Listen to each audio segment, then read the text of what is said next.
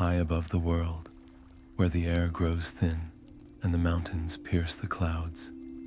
An ancient legacy is upheld by the great eagles of the Sky Peak clan. Theirs is a life of breathtaking beauty and profound responsibility, a delicate dance between courage and caution that has been passed down through generations. And today, we step into the wings of Ethelas, the eldest of his kind, as he faces a choice that will test the very heart of his people's wisdom. Picture this moment with me. Ethelas launches from his wind-carved eyrie, his powerful wings catching the high currents as he soars over the cloud-shrouded valleys far below. His eyes, sharper than any lens, scan the earth for signs of trouble, and trouble he finds. A fledgling griffin, small and alone, cries out in distress, separated from its kin and vulnerable to the dangers lurking in the shadowed peaks. In an instant, Ethelas must weigh a decision that carries the weight of centuries.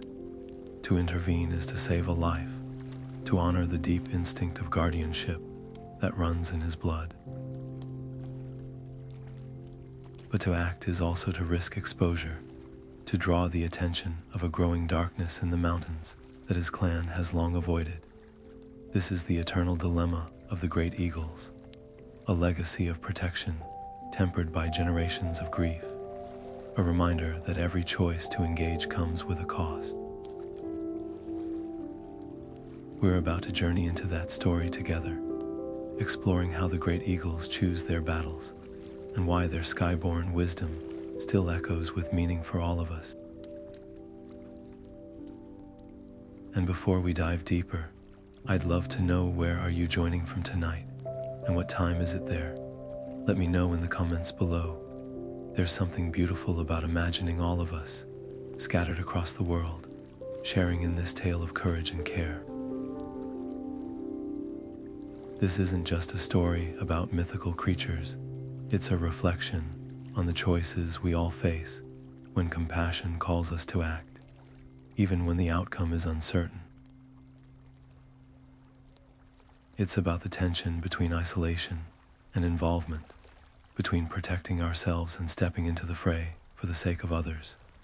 Through Ethelas' eyes, we'll explore what it means to be a guardian in a world full of shadows, and how grief, rather than shutting us down, can become a source of deeper strength and connection. So settle in, open your imagination, and let's take flight into a legend written on the wind. Without a moment's hesitation, Ethelas tucks his wings and plunges, a golden streak descending through the layers of mist that cling to the mountain's face. The wind screams past him, a familiar song of velocity and purpose, as he angles his dive toward the source of those pitiful cries. His focus narrows to the shivering form of the Griffin fledgling, its lion cub body awkward and stumbling on the rocky ledge, its eagle wings still too soft and downy for true flight. It is utterly vulnerable, a spark of life in a landscape that can be brutally indifferent. This is the call Ethelas cannot ignore, the very reason his kind watch over these peaks, not as distant observers, but as silent sentinels sworn to preserve the fragile balance of life. His approach is swift and silent, a masterclass in aerial control meant to minimize the panic of the young creature below. But in these ancient mountains, every action sends a ripple through the delicate web of territories, and no motion goes entirely unseen. Just as Aethelas extends his talons to gently scoop up the stranded griffin, a guttural shriek, raw and piercing, Chinese letter, the silence. It is a sound that resonates with pure aggression, a territorial claim that vibrates through the very rock. From a cavern mouth, hidden by a waterfall of ice, a wyvern erupts into the open air, its leathery wings, spanning twice the breadth of Ethelas' own, beat the thin air into a frenzy, and its serpentine neck twists as its venom-dripping jaws snap at the space where the great eagle had been just a heartbeat before. The decision to aid has instantly transformed the situation. A simple act of rescue is now a complex and dangerous confrontation. Instinct honed over countless flights takes over. Ethelas aborts his gentle retrieval and throws himself into a tight, corkscrewing spiral, using the sudden shift in momentum to evade the wyvern's lunge. The griffin's cries turn from distress to terror, a sound that tugs at Aethelas's resolve even as he fights for positioning. He is larger than most birds of prey, a majestic force of nature in his own right, but against a fully grown mountain wyvern, he is the more agile but less powerful combatant. He cannot win this fight through force.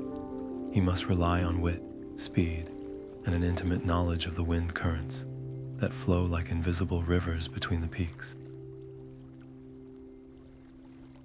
He rides an updraft, gaining precious altitude, but the wyvern gives relentless chase, its roars echoing off the stone walls, a declaration of war in the thin, cold air. The air whistles past Aethelas's head as he banks with a violent, shuddering twist, the wyvern's venomous fangs snapping shut on empty space, mere inches from his primary feathers. The stench of brimstone and raw meat fills his nostrils, a stark reminder of the lethality he now faces. He instinctively rides a powerful gust, rushing up the mountain's sheer face, using the wind's natural force to catapult himself skyward, putting precious distance between himself and the enraged beast. It is a flawless maneuver, one born of a lifetime learning the secrets of these skies, yet his triumph is hollow. From his higher vantage, he sees the Griffin fledgling below, pressed flat against the cold stone, its entire small body trembling uncontrollably. Its terrified cries are swallowed by the wyvern's next earth-shaking roar.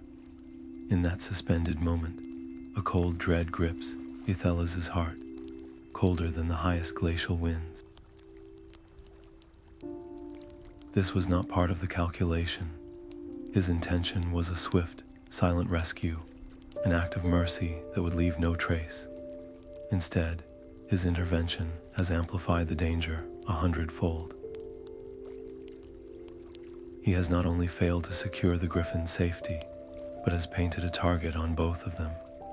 The ancient law of his people, the compact of non-interference, echoes in his mind like a solemn drumbeat. It is a law carved from generations of grief, a mandate for absolute neutrality, designed to shield their kind from the endless, draining conflicts of the world below. To engage is to risk entanglement, to invite the very sorrow their isolation was meant to prevent. His action, driven by pure instinct, now feels like a dangerous defiance of that hard-won wisdom. Yet, as he watches the tiny, helpless creature cower, a deeper instinct, one that feels even more ancient than the law, screams at him to protect. This is the core conflict of his existence, the very essence of the eagle's Skyborne legacy. Is guardianship about watching over life from a safe distance, or is it about stepping into the fray when it matters most? Can true neutrality exist when a life is in the balance? His people chose isolation to preserve themselves, but in doing so, did they sacrifice a part of their purpose?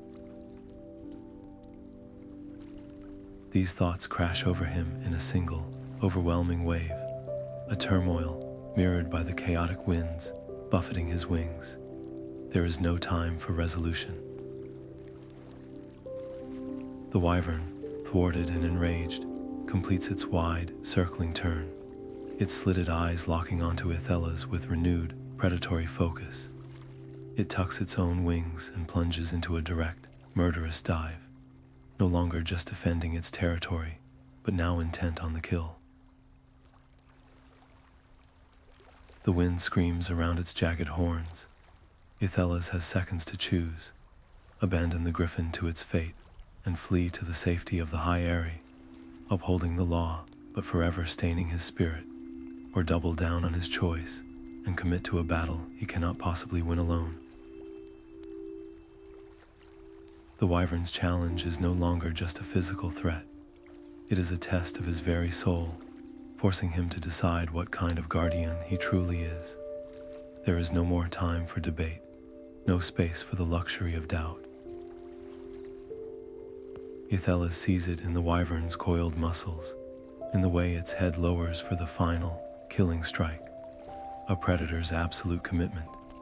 His own choice is made in that same breath, a decision that bypasses the Council's laws and writes itself in action. He does not flee.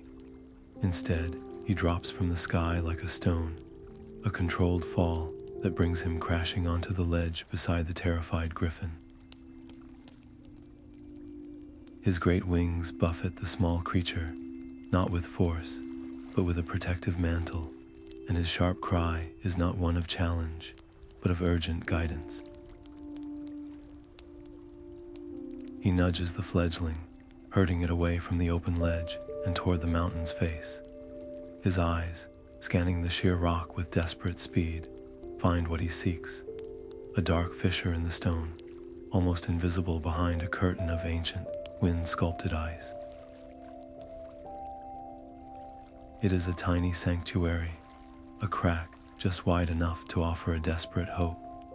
Pushing the trembling Griffin ahead of him, he forces them both into the narrow opening. The space is cramped and dark, the cold of the stone seeping through his feathers instantly. He has to fold his wings tight against his body, turning sideways to fit. His own bulk, now the only barrier between the vulnerable fledgling and the world outside. Just as he settles, the Wyvern arrives. Its shadow blots out the scant light from the crevice entrance, and its enraged roar is a physical force, a wave of sound that vibrates through the rock and shakes loose a shower of ice chips and gravel. The very mountain seems to tremble at the creature's fury. Hot, foul breath washes over Ethelas, but the Wyvern's size, its greatest weapon, is now its limitation. It cannot reach them in this narrow defile. Its claws scrape furiously against the rock outside. Its head thrashes in frustration, but the sanctuary holds.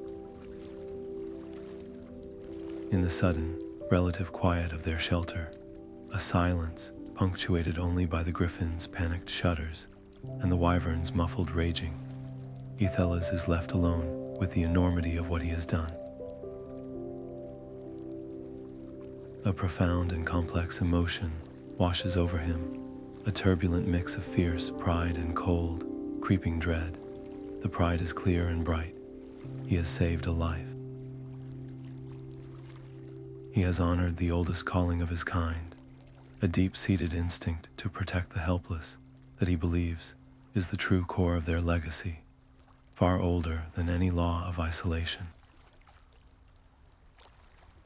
He feels a righteousness in this act, a sense that he has chosen a path of active compassion over passive fear.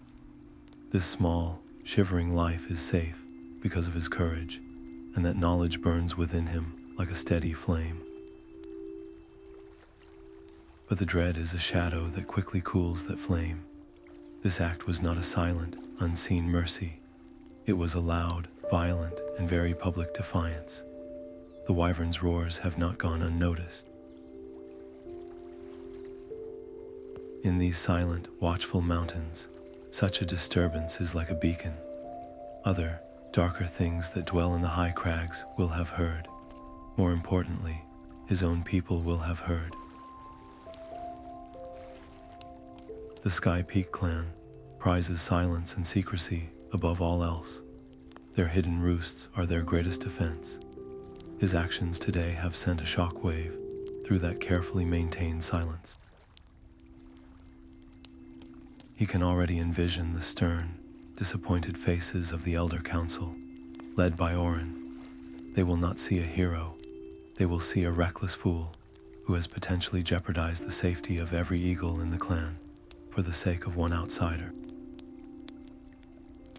He has not just broken a rule, he has challenged the very foundation of their survival strategy, a strategy born from centuries of painful loss. The weight of that potential consequence settles on him, heavier than the mountain itself. He is a guardian, yes, but he is also a member of a community, and he may have just failed them both. The Wyvern's frustrated roars eventually faded into the distance, swallowed by the vast, indifferent expanse of the mountains. Ethelas waited in the protective silence of the crevice until the only sound was the Griffin's ragged, slowing breaths and the eternal whisper of the wind. Emerging cautiously, he scanned the empty, sun-washed sky. The immediate danger had passed, but a far heavier burden had settled upon him. With a gentle nudge of his beak, he encouraged the shaken fledgling from its hiding place. Its initial terror had subsided into a quiet, trusting reliance, and it followed his lead as he launched into a slow, deliberate flight path away from the high, perilous crags and down toward the greener, gentler lowlands. This journey, which should have felt like a victory, instead felt like a long march toward an inevitable reckoning. Every beat of his wings was accompanied by the weight of his actions. He had saved a life. That truth was undeniable. The small Griffin, now flying with more confidence beside him, was a living testament to that. But another truth, cold and sharp, pressed in with equal force. In saving one, he may have endangered many. The ancient compact of non-interference was not merely a suggestion or a convenient guideline. It was the bedrock of his people's survival for generations. It was a pact born from ash and grief, a solemn vow to remain unseen and uninvolved in the conflicts that perpetually raged in the world below and in the territories of other magical beings. Its purpose was not cowardice, but preservation. By engaging the Wyvern, by creating a scene of violent confrontation, he had not just bent this law, he had shattered it. His talons had drawn blood, his cries had challenged a territorial claim, and his presence had been announced in a way that could not be taken back. He knew the stories, the old tales whispered to fledglings, not as exciting adventures, but as solemn warnings. They spoke of a time when the great eagles were not secluded sentinels, but active participants in the wars of the land. They had forged alliances with sun elves and mountain dwarves, fighting glorious battles against common foes. But glory had curdled into profound sorrow. They had lost so many. Nests were left empty, eyries fell silent, and the skies themselves seemed to mourn. The grief was so vast, so all-consuming, that the survivors made a collective, painful decision. They would withdraw. They would become watchers, not warriors.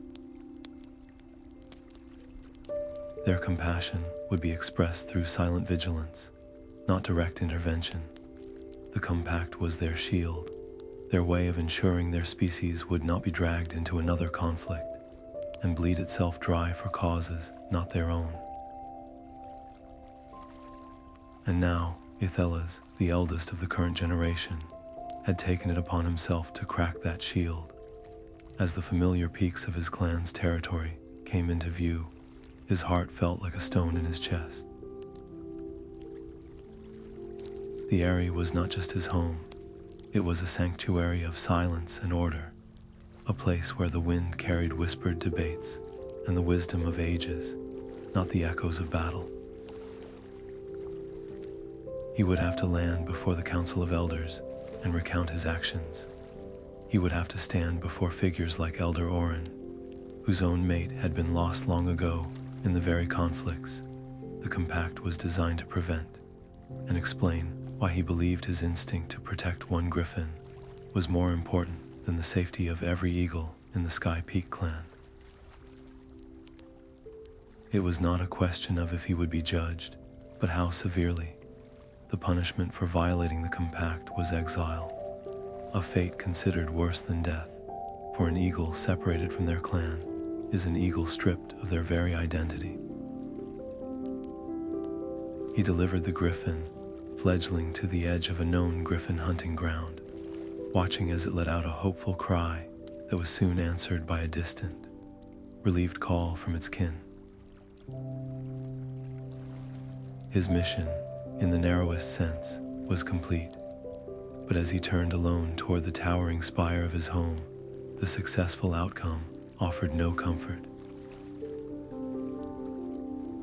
It only highlighted the contradiction at the heart of his dilemma.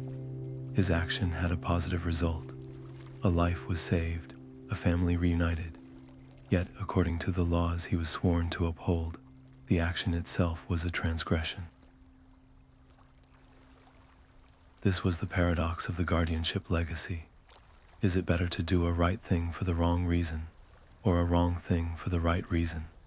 He had no answer, only the certain knowledge that he must now present his case and accept whatever consequence his community deemed fit. His personal certainty crumbling under the weight of collective history and law. The air within the council roost was still and heavy, thick with the scent of aged stone and the palpable weight of judgment. Ethelas stood in the center of the wind-carved stone platform, the same winds that usually felt like a familiar embrace, now chilling him to the bone. Arrayed before him in a semicircle were the elder eagles. Their feathers, once the color of sunlit granite, now seemed as gray and unforgiving as a winter sky. Their faces were etched with the deep lines of long memory and profound loss, and not a single one looked upon him with anything resembling approval. The rustle of their shifting wings was a soft, disapproving whisper that echoed louder than any shout. He had landed only moments before, the relief of the Griffin's safe return already a distant memory, overshadowed by the stern, silent reception awaiting him. He began to speak, his voice steady despite the tremor in his heart. He recounted the event with careful, unwavering honesty. The desperate cry of the fledgling, the immediate dive, the sudden appearance of the Wyvern, and the desperate flight to the crevice. He did not embellish his courage or minimize the risk. He presented the facts as they had happened, his gaze moving from one elder to the next, hoping to find a flicker of understanding in their deep, knowing eyes. But he found only stoic resolve and deepening frowns. When he finished, the silence returned, more oppressive than before. It was Elder Kayla who broke it, her voice as sharp and precise as a shard of ice. She did not question the facts. She condemned the choice itself. "You heard a cry," she stated, her tone leaving no room for debate. "And in answering it, you have potentially answered a declaration of war on behalf of this entire clan. Your reckless compassion may have ignited a conflict we have spent centuries avoiding." Another elder, whose name Aethelas did not know, but whose posture spoke of ancient authority, leaned forward. "The wyverns are not mere beasts," he intoned, his voice a low rumble. "They are territorial, vengeful, and possess long memories. They do not distinguish between one eagle and another." An attack on one is an attack on all in their eyes. You have not just saved a griffin, you have painted a target on every nest, every fledgling, every one of us. The compact exists for this precise reason. It is not a suggestion, it is our first and last line of defense. The word defense hung in the air, a shield held against him. Their argument was not born of cruelty, he realized, but of a deep, generational terror. They saw his act not as bravery, but as the unraveling of a fragile peace, maintained through immense discipline and sacrifice. This was the moment the hearing turned. It was no longer about the simple recounting of events. It had become a trial for the soul of their guardianship. Ethelas felt a fire ignite within him, not of anger, but of conviction. He could not simply accept their condemnation. He had to make them see. "I understand the compact," he began, his voice gaining strength, filling the roost. "I respect the grief that forged it, but I must ask, honored elders, what is it we are defending if not life itself? Our purpose, our very name as guardians. Does it not imply a duty to guard? Is our legacy only one of watching from a safe distance, of preserving ourselves while the world below suffers?" The griffin was innocent. It was life, pure and helpless. To have done nothing would have been to preserve our safety at the cost of our purpose. He was not just defending a choice now, he was challenging a fundamental principle. The compact shields us from grief, yes, but does it not also shield us from our own compassion, from our strength? I acted not to provoke a war, but to prevent a death. There is a difference between reckless engagement and righteous intervention. I believed then, and I believe now, that we must learn to discern that difference. Our power is not just for our own preservation. It is a gift, and with it comes the responsibility to use it wisely, not to hide it away forever. His words were met with stony silence, but he saw it a slight tilt of a head, a thoughtful blink, a barely perceptible shift in posture. He had not convinced them, but he had forced a crack in the wall of their certainty. The discussion was no longer about his punishment, but about the very reason they soared the skies in the first place.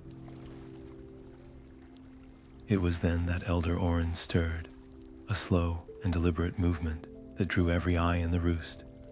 The eldest among them, his feathers were the color of ash, and his frame seemed carved from the mountain itself, worn by countless seasons. He did not speak at first, his gaze fixed on some distant point. Only he could see, his eyes clouded not with blindness, but with the weight of memory.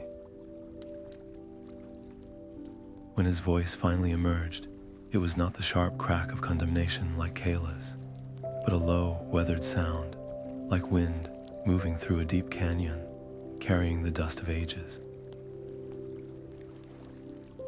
"You speak of purpose, Ethelas," he began, and the use of his name, not his title, held a strange paternal gravity. "You speak of guarding life. These are not new words. They are the very words we once lived by, and they are the reason for our grief." He paused, allowing the silence to gather again, heavy with unspoken history. "I was young once, younger than you are now, when our kind flew not in isolation, but in formation with others.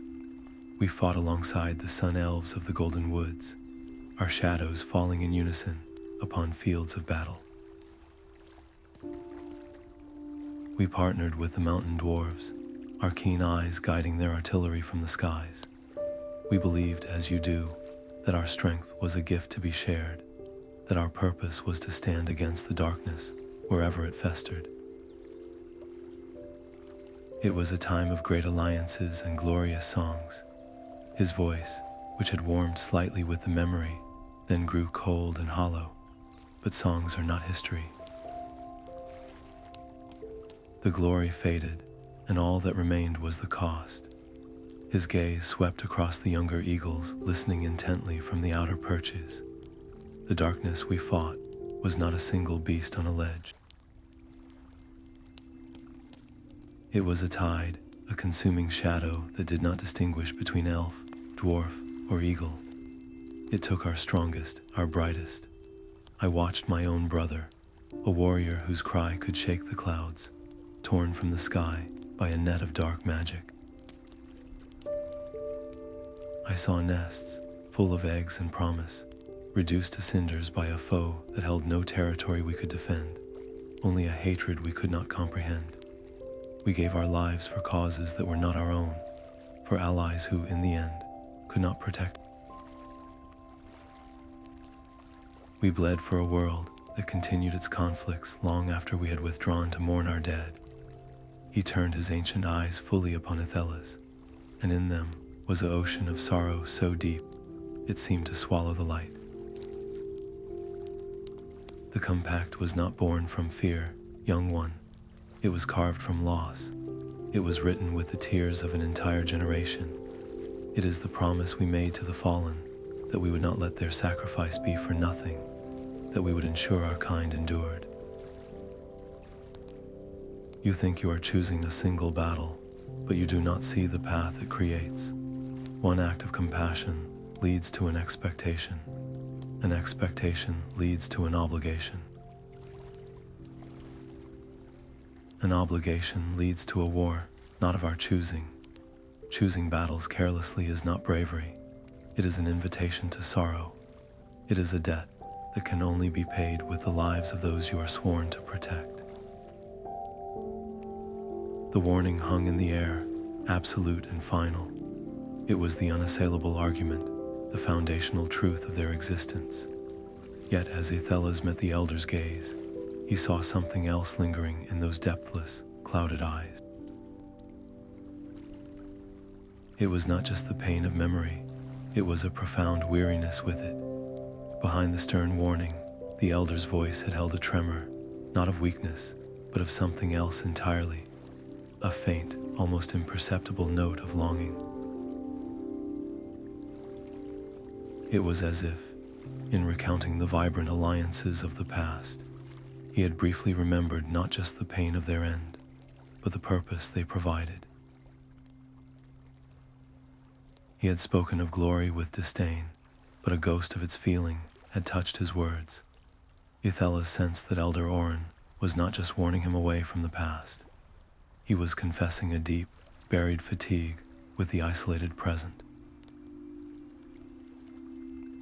The Elder was the living embodiment of the compact's necessity, yet within him flickered a silent, unacknowledged doubt that their great solution had also become their great cage. He warned of sorrow, but Aethelas heard the faint, mournful hope for something more, a hope the Elder himself would never dare to voice. Elder Orin's words settled over the council roost like a heavy mist, a history of grief so tangible it seemed to chill the very air. The Elder's stern faces were a wall of resolved finality. The lesson had been delivered, the warning etched in stone. The expected conclusion was for Aethelas to bow his head, accept his censure, and reaffirm his loyalty to the compact that had kept them safe. But as he stood there, the Elder's story did not have the intended effect. Instead of being cowed by the tale of loss, Aethelas felt something unexpected stir within him, a profound and clarifying resolve. He saw not a reason to retreat further, but a blueprint for a different path. The stories of the past were not just a cautionary tale about the dangers of engagement. They were also a testament to what the Eagles were capable of when they chose to use their strength. They spoke of alliances, of shared purpose, of a time when their kind were not just silent watchers but respected partners.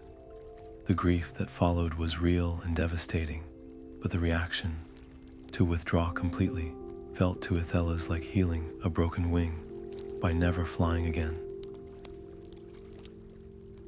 It was a solution that avoided pain, but also forfeited purpose. He looked at Elder Orin, not with defiance, but with a deep, empathetic understanding. He saw not just a keeper of painful laws, but a living relic of that glorious, tragic past, a soul who had known both the height of connection and the depth of isolation. And in that moment, Ethelas understood his own role not as a rebel, but as a bridge. He drew himself up to his full height, his feathers ruffling not in anger, but with a newfound certainty. "Honored elders," he began, his voice clear and carrying, yet devoid of any challenge. "I hear the weight in Elder Orin's words. I feel the echo of that loss, and I would never dishonor the sacrifices that were made." He paused, ensuring every elder was meeting his gaze. "But I must ask, did our ancestors fight and die simply for our right to hide, or did they fight for a principle, for the protection of life and the balance of these mountains? The compact preserves us, yes, but it has also frozen us. It teaches us to see every cry for help as a threat, every potential ally as a risk. I do not propose we return to the endless wars of the past. I propose we find a middle way, a path of selective guardianship, guided not by fear, but by wisdom." The concept hung in the air, unfamiliar and audacious. Selective guardianship. It was not a rejection of their legacy, but an evolution of it. "We are the great eagles of the sky peak," he continued, his passion lending his words wings. "Our eyes are the sharpest. Our knowledge of these winds is unmatched.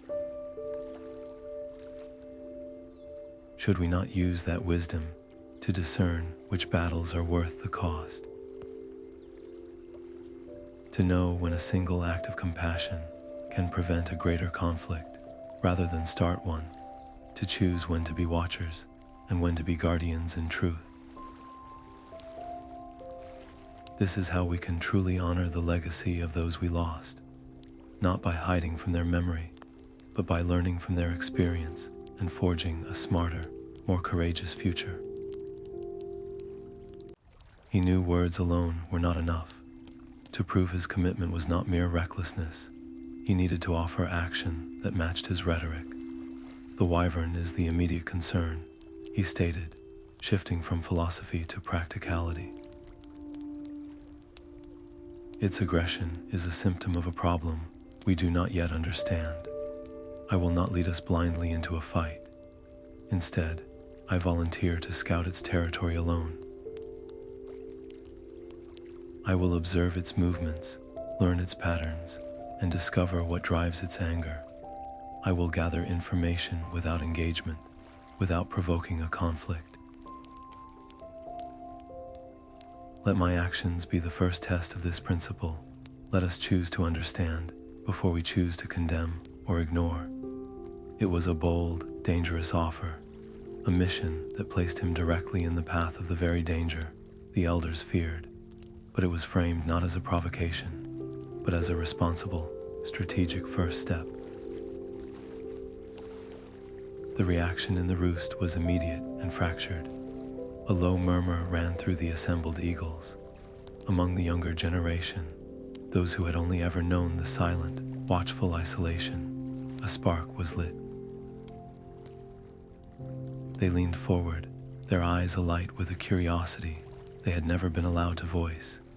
Here was one of their own, their eldest, proposing a return to a form of the active purpose they only knew from whispered stories.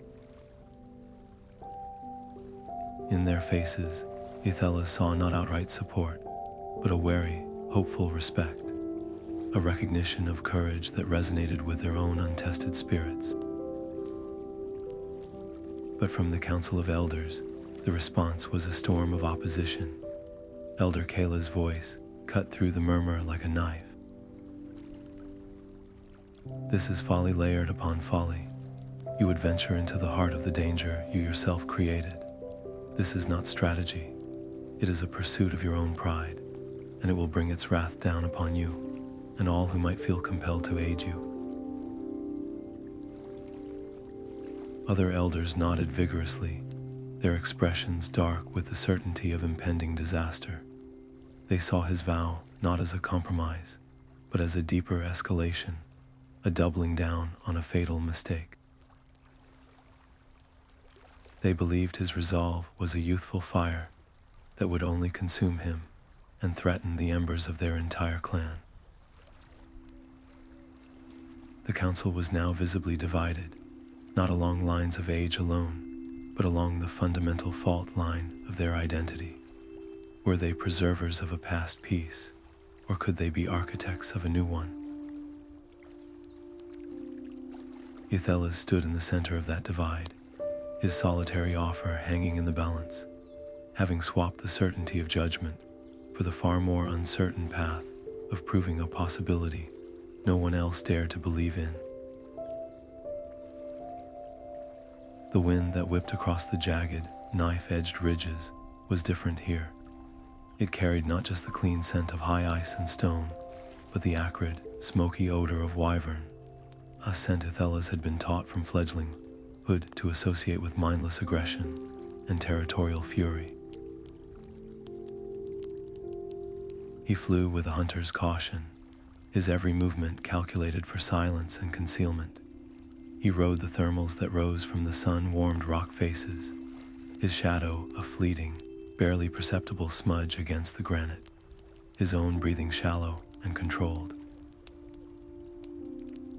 This was the heart of the enemy's domain, and every instinct screamed at him to be ready for an ambush, for the sudden, screaming dive he had experienced days before. He was here to scout, to understand the nature of the threat he had unleashed, to provide the council with the cold, hard facts they demanded. But the facts he began to gather did not align with the stories. The Wyvern's nest was not a fortress of bones and plunder, as the grim tales described. It was a sparse, sad affair built into a shallow cave on a particularly desolate ledge, sheltered from the worst of the winds but exposed to the harshness of the sun. And there, in the center of that rough nest, was the source of everything, a single, small wyvern hatchling, its scales dull and patchy, one wing twisted at an unnatural, painful angle. It was listless, barely moving, its breathing a shallow, ragged rhythm that was visible even from Aethelas' careful distance. This was not a monster's lair, it was a sick room. Then the adult wyvern returned, landing on the ledge with a heavy, weary thud that spoke of exhaustion rather than power. In its jaws, it carried a scrawny mountain hare, a meager offering for a growing creature.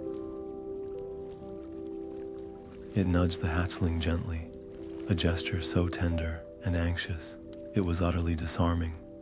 The hatchling stirred weakly, but showed little interest in the food.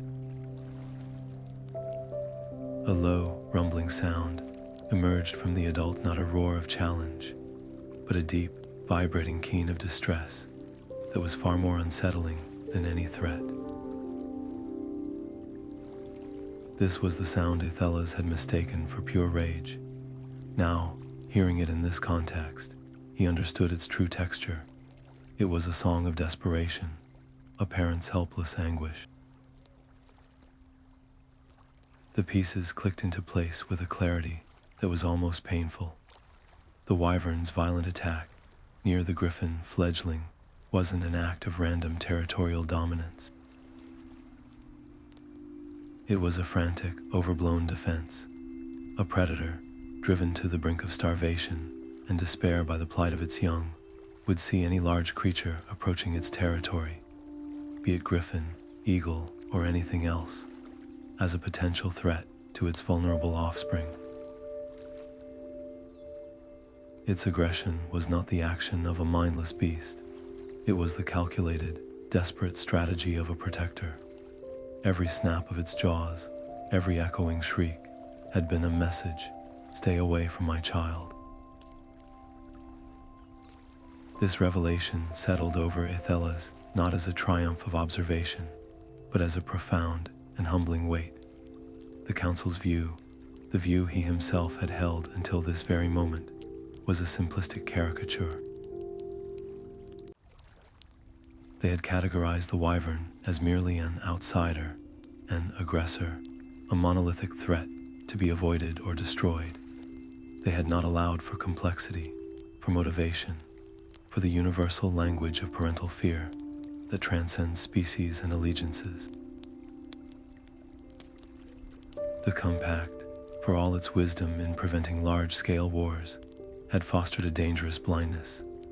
It had taught them to see the world in binaries: ally or enemy, safe or threat, us or them.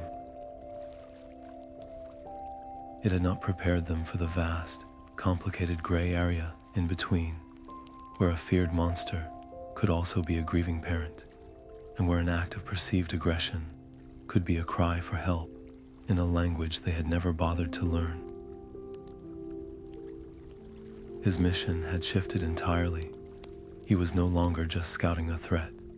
He was witnessing a tragedy, and in doing so, his entire understanding of what it meant to choose a battle was being fundamentally, irrevocably reshaped. Hovering motionless within the warm embrace of a rising thermal, Ethelas became a statue against the vast canvas of the sky, his very existence reduced to a pair of witnessing eyes. The updraft held him perfectly positioned, a silent observer to a scene that unraveled every assumption he had ever held. Below, the great Wyvern, a creature he had known only as a whirlwind of teeth and rage, was now the very picture of heartbreaking tenderness. It lowered its formidable, horn-crowned head, and with a delicacy that seemed impossible for such a powerful beast, it nudged its listless offspring. The movement was not a command, but a plea, a gentle, persistent urging for the small form to respond, to show some sign of life. The hatchling's feeble attempt to lift its head was a pitiful sight, its one wing hanging limp and useless, its scales lacking the healthy sheen of a thriving creature. In that intimate, unguarded moment, the world seemed to fall silent for Ethelas. The howl of the wind faded, and all that remained was the raw, universal language of a parent's love, staring into the abyss of potential loss. The Wyvern's massive body, built for dominance and destruction, was now curved protectively, vulnerably, around its dying young, and the sound that rumbled from its chest was not a roar of challenge, but a deep, guttural keen of despair, a sound so full of helpless anguish that it vibrated through the air and found a shocking echo within Ethelas' own heart. The emotion that rose in him was so unexpected, it was dizzying. It was not pity, nor was it the calculated analysis of a scout. It was a pure, unadulterated empathy, a profound recognition of a shared experience that transcended species, history, and conflict. He saw not a monster, but a protector. He saw not an enemy, but a grieving soul. This single revelation reframed everything. The violent ambush on the ledge, the territorial shrieks that had shaken the mountain, they were not the actions of a mindlessly aggressive beast. They were the desperate, frantic strategies of a creature, cornered by fear. Every snap of its jaws had been a boundary drawn not out of malice, but out of a terrified need to keep the world away from its vulnerable young. The Wyvern wasn't patrolling a territory, it was standing a terrified vigil. Ethelas' own intervention, which he had seen as a righteous act of saving one life, had from the Wyvern's perspective been a massive, threatening predator, invading the sacred space around its dying child. He had not provoked a neutral entity. He had unintentionally compounded the terror of a being already living in a nightmare. This new understanding did not just change the situation. It fundamentally reshaped his entire philosophy of guardianship. The Elder's teachings, the sacred compact itself, were built on a foundation of clear distinctions: ally versus enemy, safe versus threat, engagement versus isolation. They provided a simple, clean map for navigating a complex world, but the reality before him was not clean. It was messy, heartbreaking, and deeply nuanced. The battle he thought he was assessing was not a battle at all. It was a crisis, and the true choice was not whether to fight or flee, but whether to perpetuate a cycle of fear or to attempt to break it. Aiding the Wyvern was no longer a dangerous deviation from the law. It suddenly appeared as the most strategic, the most compassionate, and indeed the most guardian-like action possible. To offer help would not be an invitation to war, but a potential offering of peace. It was a revelation that true strength lay not in the power to dominate or isolate, but in the wisdom to discern suffering from hostility, and the courage to address the root of a conflict rather than just its violent symptoms. The journey back to the Sky Peak Eyrie was a blur of rushing wind and racing thought. The landscape below a mere smear of color, as Ethelas flew with a speed born of urgent revelation. The image of the Wyvern's tender desperation was burned into his mind, a portrait of parental love that had completely overwritten his perception of the creature as a simple monster. His initial plan, formed in the heat of his scouting mission, had been a straightforward report of observation, but now it had crystallized into something far more radical, a plan not of opposition, but of alliance. He would propose offering the ancient healing herbs of their people, the same ones used to mend broken wings and fevers in eaglets, to the Wyvern's ailing hatchling. It was a staggering notion, one that turned generations of isolationist policy on its head, and his mind churned with the arguments he would need to make it seem not like madness, but like the most logical, compassionate, and strategically sound course of action. He landed on the main council, bruised not with the weary slump of a returning scout, but with the electric energy of a messenger bearing world-altering news. The elders were already gathered, their postures rigid with anticipation of a threat assessment. They expected a description of Wyvern numbers, battle tactics, nest fortifications, the cold metrics of a potential enemy. Elder Kayla fixed him with her piercing gaze. "Speak, Ethelas. What is the nature of the danger? How must we prepare our defenses?"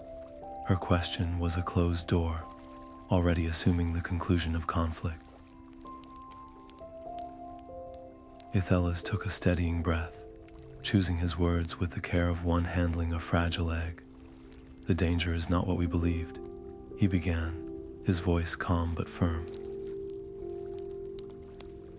"I observed no army, no horde of predators. I saw a single wyvern, a parent, guarding its nest." He paused, letting the simplicity of the fact settle. "But the nest holds not a weapon, but a tragedy. There is only one hatchling, and it is dying. Its wing is broken, its spirit is fading. The aggression we witnessed, the shrieks, the attacks, they were not acts of war. They were acts of desperation. They were the actions of a protector, driven to the brink by fear for its child." A ripple of uneasy shifting passed through the council. Elder Orin's ancient eyes narrowed, not in anger, but in deep, wary contemplation. It was Elder Kayla who voiced the collective skepticism, her tone sharp with disbelief. You ask us to sympathize with a beast whose venom can melt stone and whose territorial claims have cost other clans their hunting grounds. You see a grieving parent. I see a cunning creature that may be using weakness as a lure. This is a classic predatory ruse. To offer aid is to fly directly into its jaws. The distrust was a wall, thick and high, built from centuries of cautionary tales, and reinforced by the very real memory of past losses. They heard his words of compassion, but filtered them through a lens of perceived threat. Any engagement, any opening, was seen not as an opportunity for connection, but as a vulnerability to be exploited. They viewed the world as a series of potential ambushes, and Ethelas' proposal sounded like a plan to willingly walk into one. This was the core of the challenge. He was not just proposing a new action, he was advocating for a new way of seeing.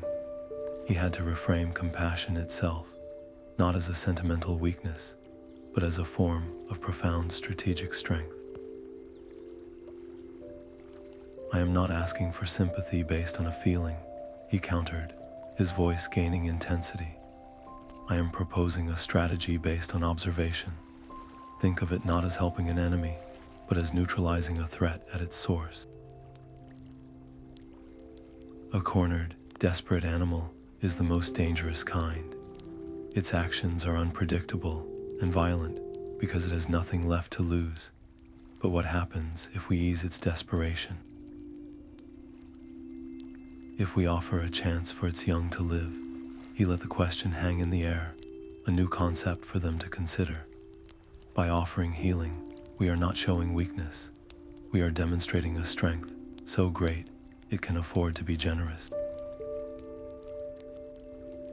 We replace its desperate rage with a debt of gratitude. We turn a mindless aggressor into a potential, if wary, neighbor. This is not a reckless gamble. It is the wisest possible investment in our own long-term safety. A healed hatchling means a calmer parent. A calmer parent means a secure border. It is a battle won not with talon and beak, but with insight and foresight. This is the true meaning of choosing our battles. We choose to fight the cause of the conflict, rather than just the symptoms. He was asking them to trade the blunt instrument of isolation for the precise tool of empathetic strategy, and the weight of their ingrained fear made it the hardest sell of his life. The silence that followed Ethelas' strategic proposal was not the quiet of contemplation, but the thick, heavy stillness of profound shock. He had not simply suggested a new tactic. He had proposed upending the very bedrock of their society. Offering their sacred healing herbs, knowledge guarded more fiercely than any Eri, to the very symbol of external threat. It was an idea so radical, it seemed to suck the air from the council roost itself. Elder Kayla was the first to find her voice, and it was laced with a cold, incredulous fury. Have the thin mountain winds addled your mind, Ethelas? She hissed, her feathers bristling. You speak of offering our most precious resources, the very legacy of our healers, to a creature that would as soon poison us as look at us. This is not strategy. It is suicide wrapped in the guise of compassion. Another elder, a stoic figure named Thuron, known for his unwavering adherence to tradition, leaned forward, his gaze like chips of flint. You use the word investment, he stated, his voice dangerously low. But I see only a bottomless chasm of risk. Let us say, for a moment, that this creature accepts your herbs. What then? Does its gratitude magically erase generations of inherent hostility? Or does it instead learn that the great eagles are a source of easy aid?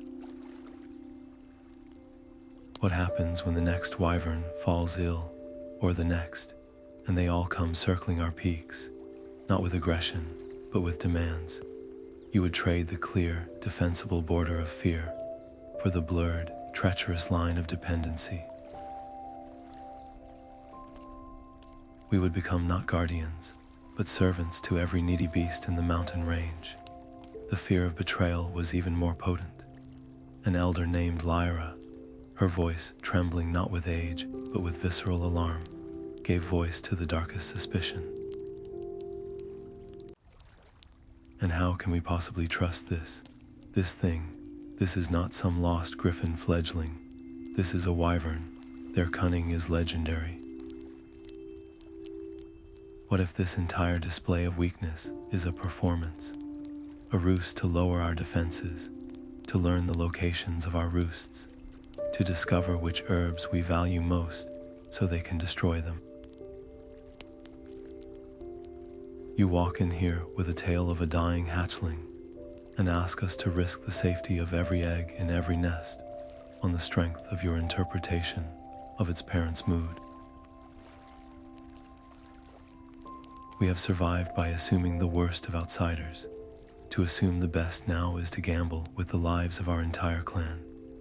Ethelas stood firm in the storm of their fear, their arguments the predictable echoes of a philosophy built entirely on risk mitigation.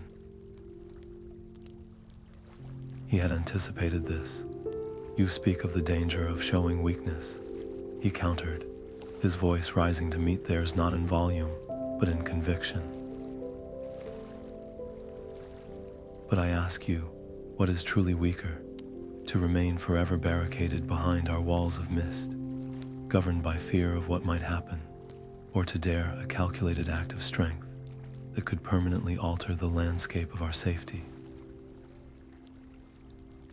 I am not proposing we drop a bundle of herbs at its nest and hope for the best. This would be a deliberate, controlled gesture. We leave the offering at a neutral point, far from our homes. We observe from a distance. We set the terms. This is not a surrender. It is a diplomatic overture, the first of its kind. He looked from one stern face to another, trying to reach the curious, hopeful fledglings he knew were listening from the shadows. The old way, the way of absolute isolation, is a strategy that only works if the world remains static. But it does not. Shadows grow. Blights spread. New threats emerge. By having no allies, we ensure that when a true, great danger comes, one that cannot be avoided by simply hiding, we will face it entirely alone. Is that not the greatest risk of all? This small act with the wyvern is more than saving a hatchling. It is an experiment in building a different kind of strength, the strength of connection. If it fails, we lose a few herbs. If it succeeds, we gain something we have not had for centuries, a potential understanding with a powerful neighbor. It is a first, cautious step off a path that has kept us safe, but has also kept us stagnant and utterly alone. He was no longer just arguing for a single action. He was pleading for them to see that their greatest vulnerability might not lie in the world outside, but in their own unwillingness to ever engage with it on any terms other than suspicion and fear.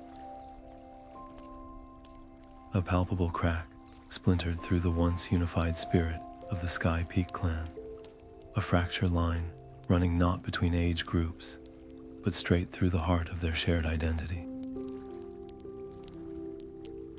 Ethelas' radical proposal did not simply land and settle. It exploded like a seed pod hitting hot stone, scattering ideas that immediately took root in the fertile soil of restless minds. The council's roost, usually a place of solemn consensus, became an arena of hushed, urgent debates that spilled out onto every ledge and perch. For the first time in living memory, the winds that swept through the eyrie carried not one voice, but many, and they were in discord. The division was immediate and passionate. A corps of younger eagles, those who had known only the quiet, watchful isolation of their upbringing, found themselves electrified by Aethelas' vision. To them, he was not a heretic challenging sacred law, but a prophet articulating a longing they had never dared to name. They saw in his plan not a risk, but a rediscovery of a purpose that felt more authentic than the passive watching they had been taught. A fledgling named Kalen, his feathers still bearing the dusky hue of youth, was the first to step forward, his voice clear and unwavering. "I will fly with you, Ethelas," he declared, his chest puffed out with a courage that was both terrifying and exhilarating. If our purpose is guardianship, then guarding includes healing. To stand by while a creature suffers when we have the means to help, that feels like a failure of our calling, not a fulfillment of it. Others quickly joined him, their eyes alight with the thrilling possibility of being part of something larger than themselves, of writing a new chapter in their history, rather than just rereading the old, sad ones. But for every young eagle who saw boldness, another saw only dangerous folly. These were not all elders. Many were eagles of Aethelas' own generation, parents themselves who looked at their own nests, filled with eggs or young fledglings, and felt a cold, primal fear at the idea of provoking the unknown. A hen named Lyra, known for her meticulous care of the Ares historical tapestries, voiced the fear that gripped many. "This is not a story from the old tales," she argued, her voice shaking with emotion. "This is our home, our lives. You speak of turning a predator into a neighbor, but you cannot know its heart. What if your gift is seen as an insult? What if the herbs have no effect, or worse, make the hatchling sicker? Then we will have not a desperate wyvern, but a vengeful one, and it will know we were there. It will know where to find us. You are risking my children's future on a hope, and I cannot follow that." Her words resonated deeply with those who prized safety above all else, who believed the compact's greatest wisdom was its guarantee of another sunrise. This was no longer a simple debate between Aethelas and the council. It was a civil Cold War. Families found themselves divided at the evening meal. Mates argued in hushed tones on their perches, and the easy camaraderie of shared flight was replaced by wary, factional groupings. The young rebels practiced coordinated flight patterns in a secluded canyon, dreaming of a mission of mercy, while the traditionalists organized new, more vigilant patrol schedules, their eyes scanning the horizons for the disaster they were certain was coming. The very unity that had been the clan's greatest strength, forged in shared grief and hardened by generations of isolation, now seemed to be its greatest vulnerability. They were no longer one clan, looking outward at a potentially hostile world. They were two worlds trapped within one clan, each viewing the other with a mixture of fear, suspicion, and a heartbreaking sense of betrayal. The silence they had so prized had been broken, not by an external enemy, but by an internal schism over the most fundamental question of all: what does it truly mean to be a guardian? The debate within the eyrie had reached a stalemate, a tense equilibrium of fear and hope that threatened to paralyze the entire clan. Days turned into a week, and the council remained locked in endless, circular arguments, their deliberations yielding nothing but more suspicion and division. For Ethelas, watching this happen was a special kind of agony. Every moment spent in debate was a moment the Wyvern's hatchling grew weaker, a moment the parents' desperation deepened, and a moment the potential for a catastrophic misunderstanding grew. He had presented his case with logic and strategic insight, but he was fighting against a fear that was not logical. It was ancestral, emotional, and deeply ingrained. He realized that waiting for permission was itself a choice to let a chance for peace die from inaction. And so, as the sun began its descent, painting the western peaks in shades of fiery orange and deep violet, Ethelas made his decision. He would not wait for a consensus that might never come. Under the soft, gathering cover of twilight, he slipped away from the main roost, his movements silent and deliberate. This was not an act of rebellion for its own sake, nor was it a dismissal of the council's authority. It was an act of radical responsibility. He was taking the entire risk upon himself. If his mission failed and ended in disaster, he alone would bear the consequences. The clan could disavow him, and the compact would remain intact. But if he succeeded, he would bring back not just a story, but proof. His destination was a place known only from the oldest tales, the stories whispered by the ancient healers that the elders now considered half-forgotten myth. It was a high, secluded meadow, a sacred place where the most potent mountain herbs were said to grow under the direct light of the moon, their healing properties magnified by the thin, pure air and the unique minerals of the soil. Navigating by memory and instinct, he flew toward the place his grandfather had once described, a hidden alcove where the wind sang a specific, harmonic note as they passed through a narrow stone archway. Finding it felt like stepping back through time, a connection to an era when the eagle's knowledge of the world was deeper and more intimate, before the retreat into isolation had simplified their understanding of the mountain's gifts. The herbs themselves were elusive and fragile. He sought the silver-threaded lichen that clung to the underside of north-facing rocks, a plant that could knit broken bone and reduce fever.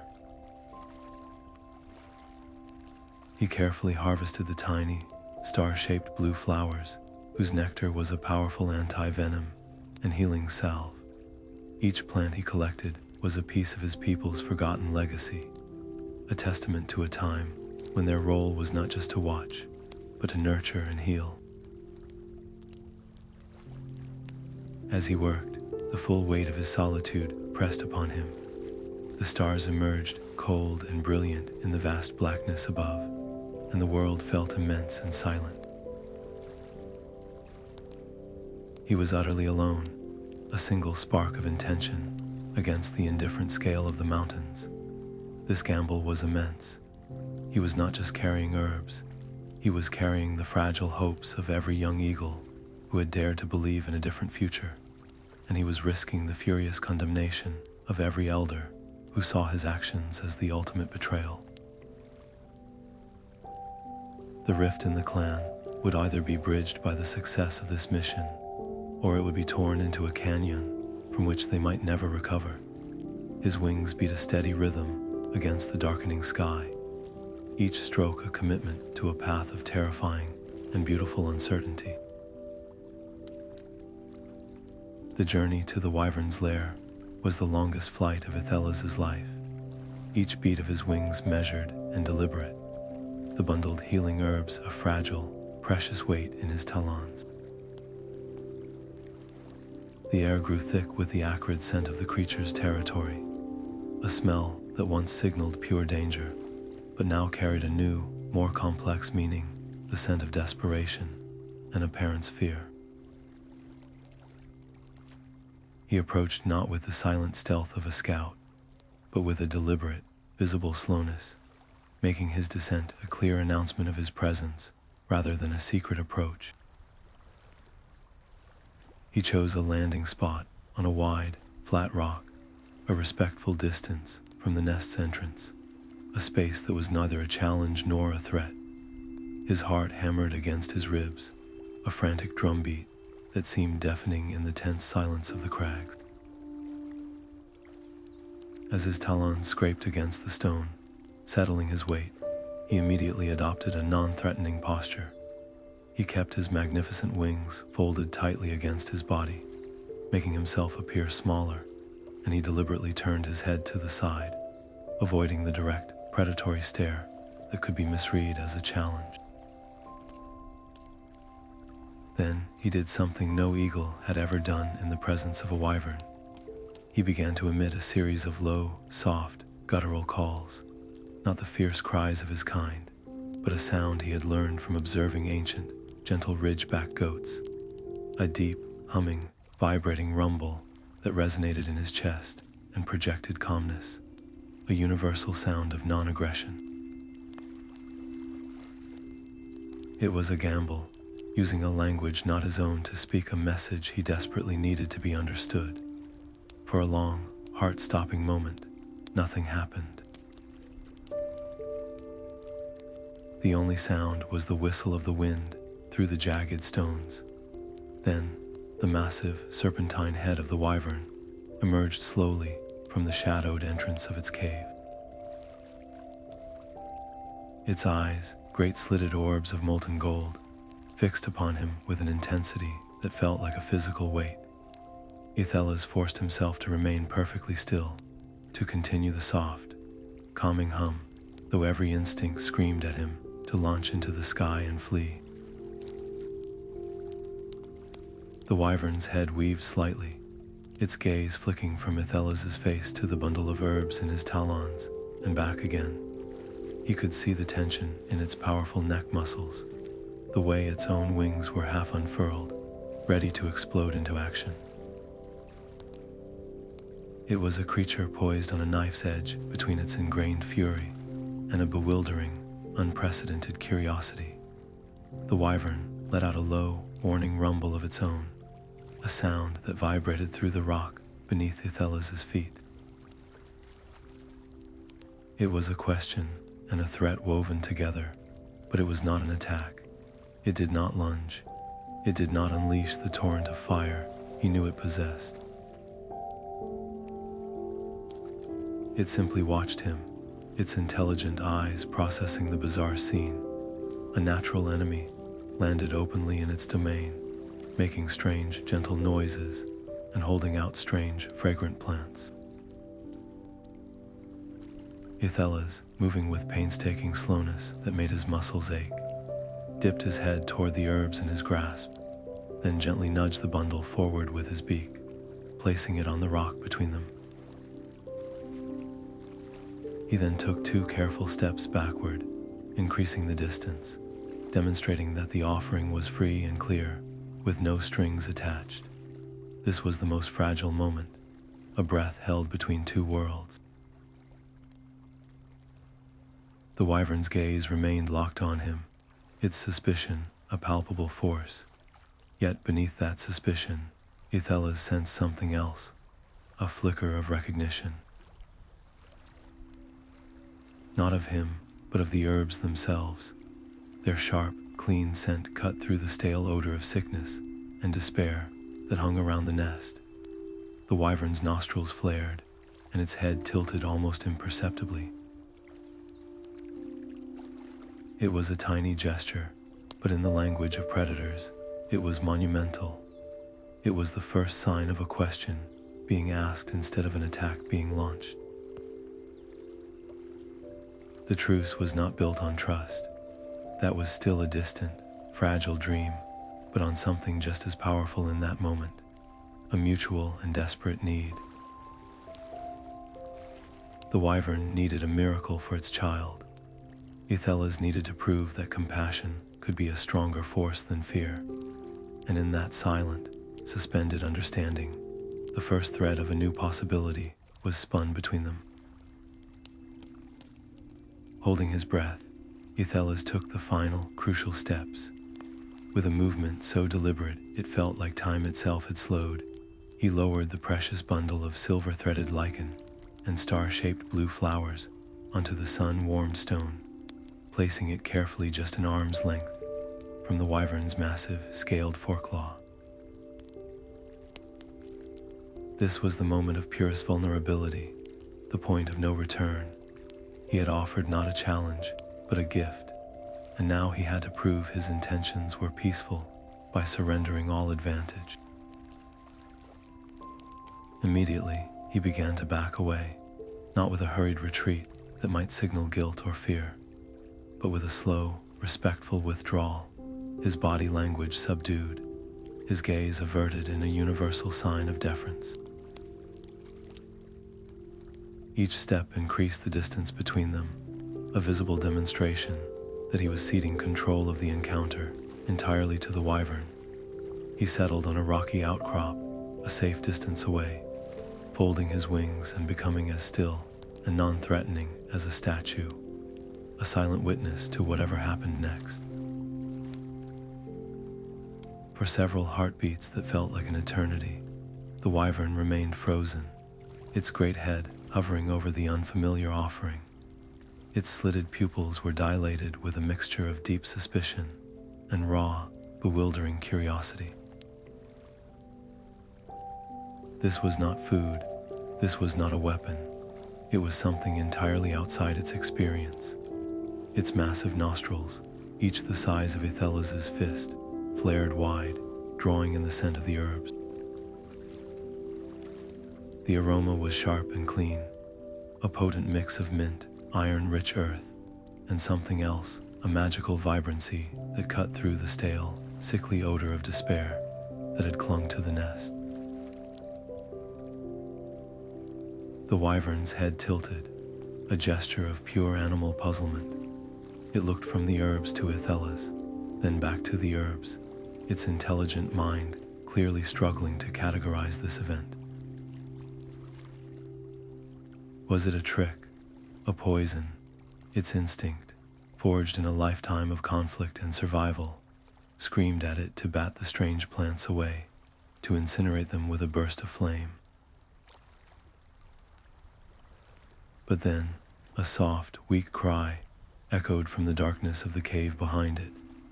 The sound was pitiful, a faint gasp of suffering that seemed to decide everything. The wyvern's entire demeanor shifted in an instant.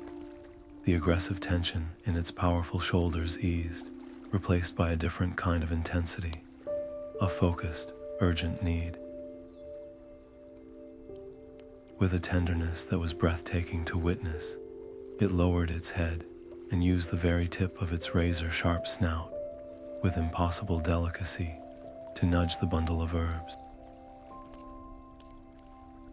It pushed them, not away from the nest, but toward it. Then, with a gentleness that defied its monstrous appearance, it picked up the entire offering in its careful jaws and turned, disappearing back into the shadows of its lair. Ethelas could only wait, his own heart thundering in his chest.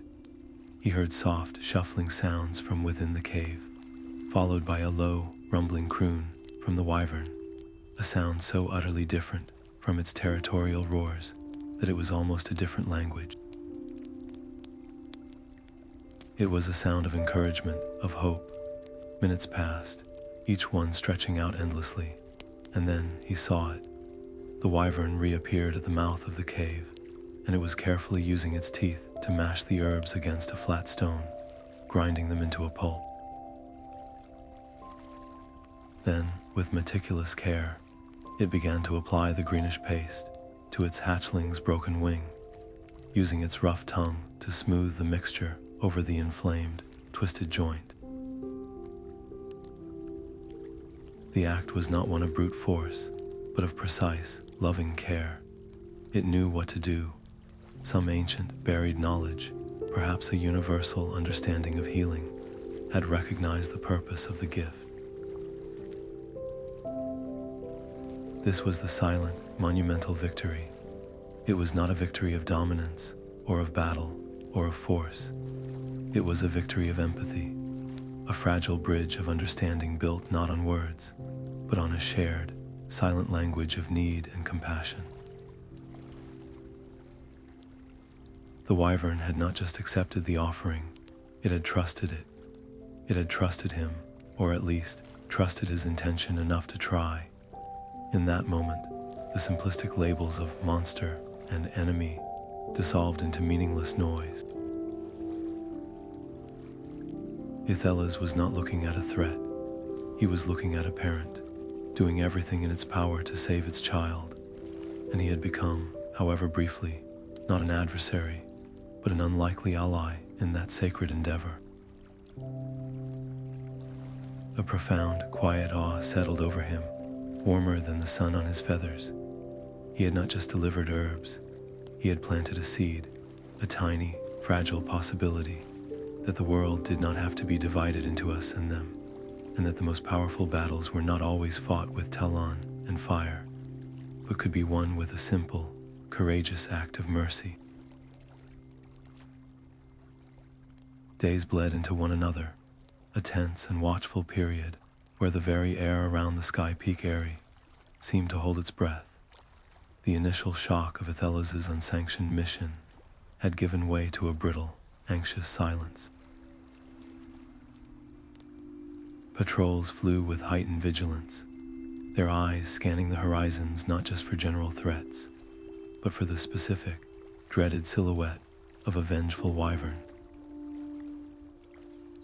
The faction that had opposed him watched him with a mixture of fear and grim expectation, waiting for the retribution they were certain would come. Even those who had supported him felt a creeping dread, the weight of the unknown pressing down on their hope. Ethelas himself maintained a quiet watch from his perch, his own certainty tempered by the sobering reality that he had acted on instinct and empathy, not on any guarantee of outcome.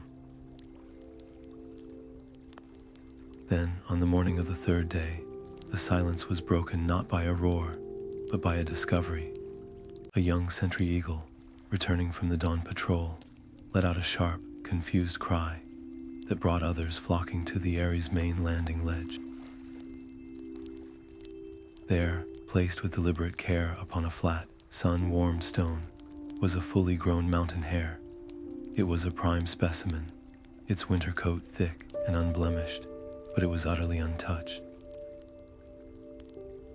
No talon marks pierced its hide, no beak had torn its flesh. It lay there, pristine and complete, a offering that defied all explanation and every natural law the eagles understood. Predators did not leave kills uneaten. Rivals did not deliver gifts to the thresholds of their enemies. The very impossibility of the scene was what made it so profoundly startling. A hushed crowd gathered, a mixture of elders and younger eagles, all staring at the silent, potent symbol. The air, once thick with anxiety, now crackled with a new, bewildering energy. This was not an attack. This was not a warning. This was something for which their language had no word, for which their centuries of isolated law had no precedent. Elder Kayla landed beside it, her sharp eyes examining it from every angle, her expression a mask of deep, troubled confusion. What trickery is this? She murmured, not as an accusation, but as a genuine, bewildered question. The simplistic narrative of a monstrous, aggressive wyvern could not contain this new data. The creature they had feared as a mindless engine of destruction had just demonstrated a capacity for something far more complex: recognition and reciprocity.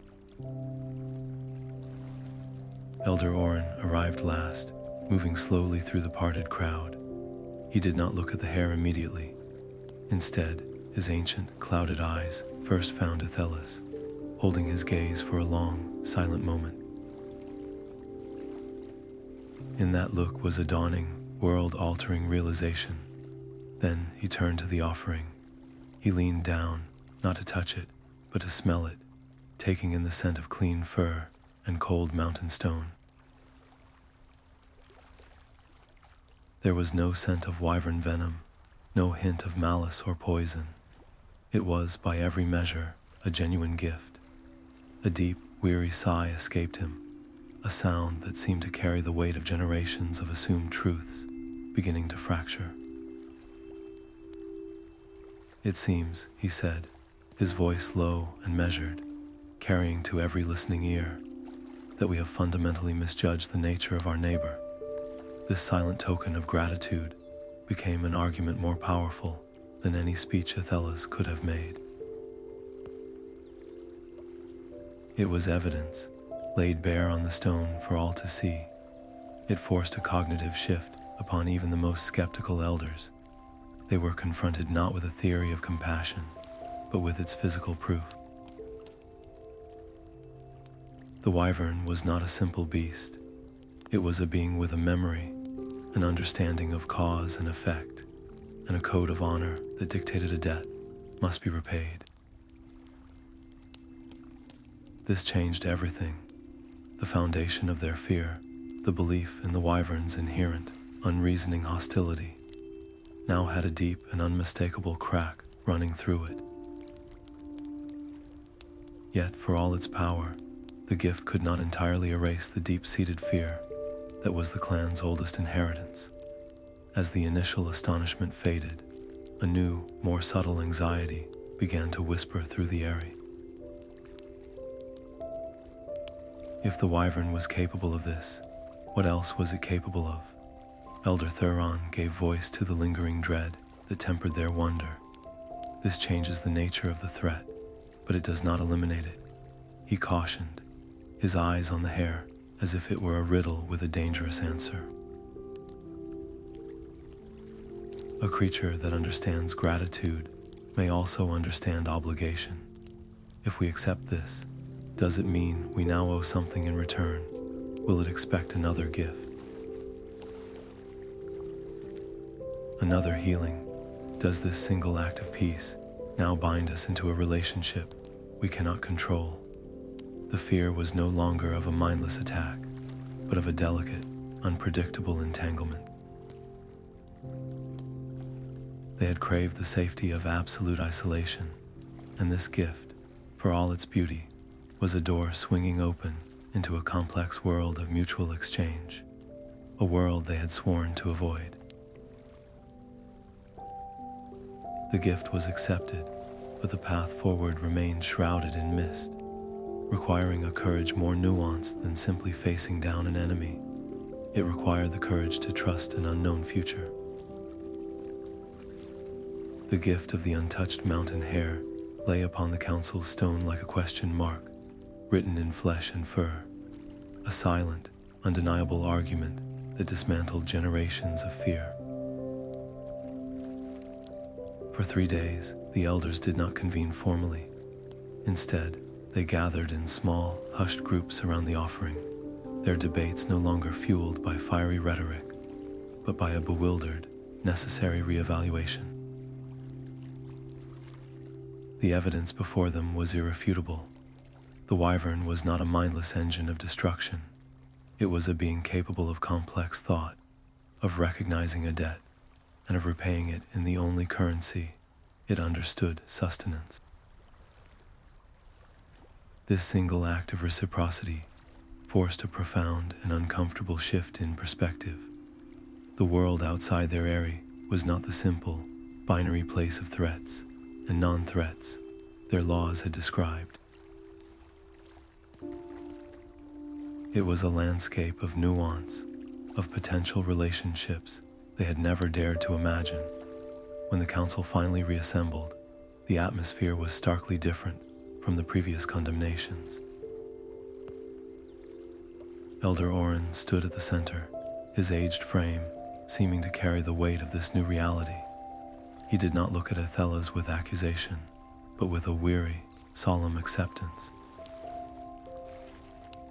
The compact was forged to protect us from a world we believed understood only the language of conflict. He began, his voice raspy but clear. It seems we were the ones who had forgotten how to listen for other dialects. This gesture cannot be ignored.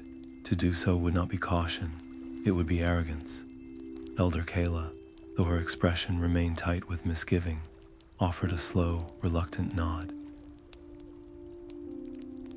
The gift had undercut her core argument of inherent predatory deceit. The threat was not gone, but it had been transformed into something far more complex and manageable. Their acceptance, however, was not an open-ended embrace. It was a concession, carefully hedged with conditions designed to appease the deep-seated anxieties that still pulsed through the clan. The pact would be temporary, a trial period lasting only until the Wyvern's hatchling was fully healed and the immediate crisis had passed. All interactions would be conducted at a designated neutral site, a barren plateau far from the hidden entrances to their roosts. Most importantly, no other eagle was to engage without explicit council approval. This was not a new era of open diplomacy. It was a tightly controlled experiment, a single, cautious step off the well-worn path of isolation, with a clear route for retreat if anything went awry. And it was Ethelas himself who was tasked with being the sole architect of this fragile bridge. The council's decision was a masterpiece of practical politics. By placing the entire responsibility on his wings, they achieved several things at once. They acknowledged his unprecedented understanding of the situation and his role in creating it. They appeased the traditionalists, as any failure would be contained to him alone, a single rogue element they could disavow and exile without jeopardizing the whole clan. And perhaps most shrewdly, they tested his convictions.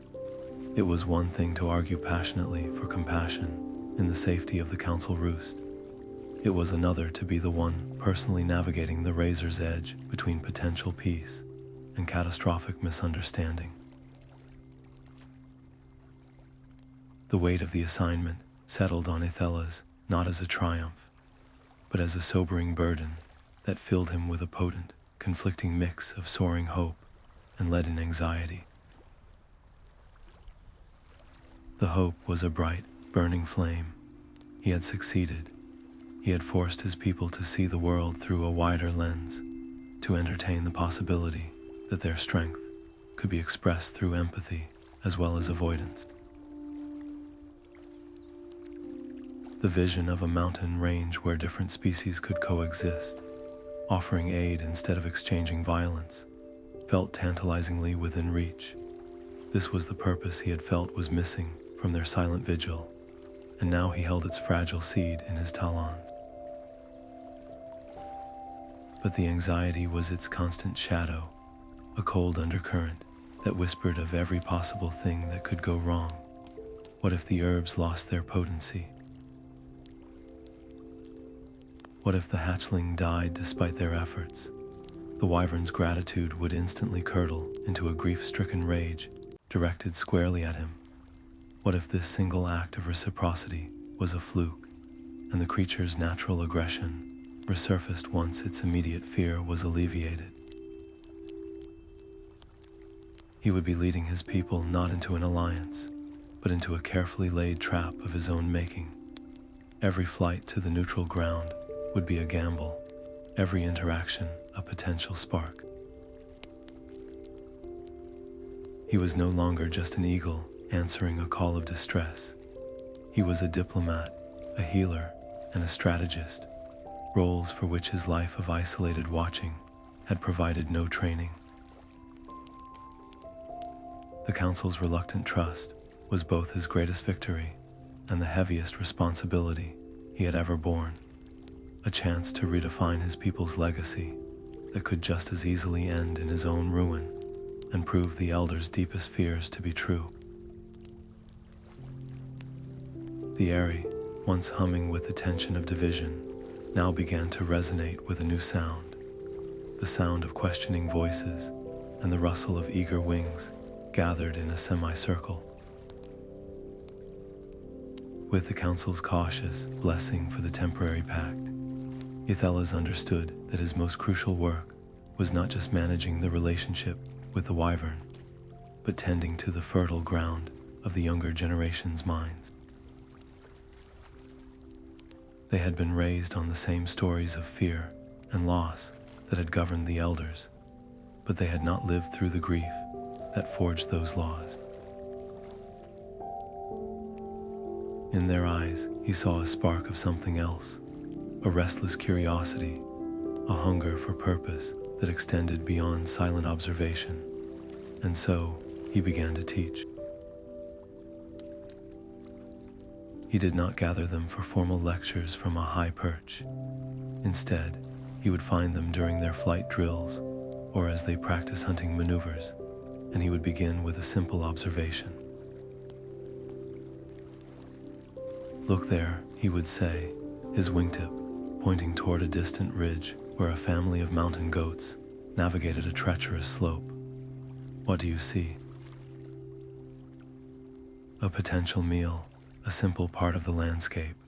"Look closer. The nanny leads, but she is not the largest. She is the most observant. She chooses the path not for its ease, but for its safety, reading the wind and the stability of the rocks, not with her eyes alone, but with a lifetime of learned wisdom." That is assessment. That is the first lesson of a guardian, to see the whole picture, not just the immediate opportunity or threat. His lessons were woven from the very fabric of their daily lives, transforming ordinary moments into profound lessons. He taught them to read the language of the wind, not just as a tool for flight, but as a messenger. A sudden shift could mean a coming storm, but it could also carry the distant scent of smoke from a forest fire or the peculiar silence that often preceded a rockslide. He taught them to observe the behaviors of other creatures not as a catalog of potential dangers, but as a complex web of motivations. Aggression is rarely just aggression, he explained one evening as they watched a pair of foxes spar over territory. It is a symptom. Is it driven by hunger, by fear for their young, by a sickness that clouds their mind? To understand the action, you must first seek to understand the cause.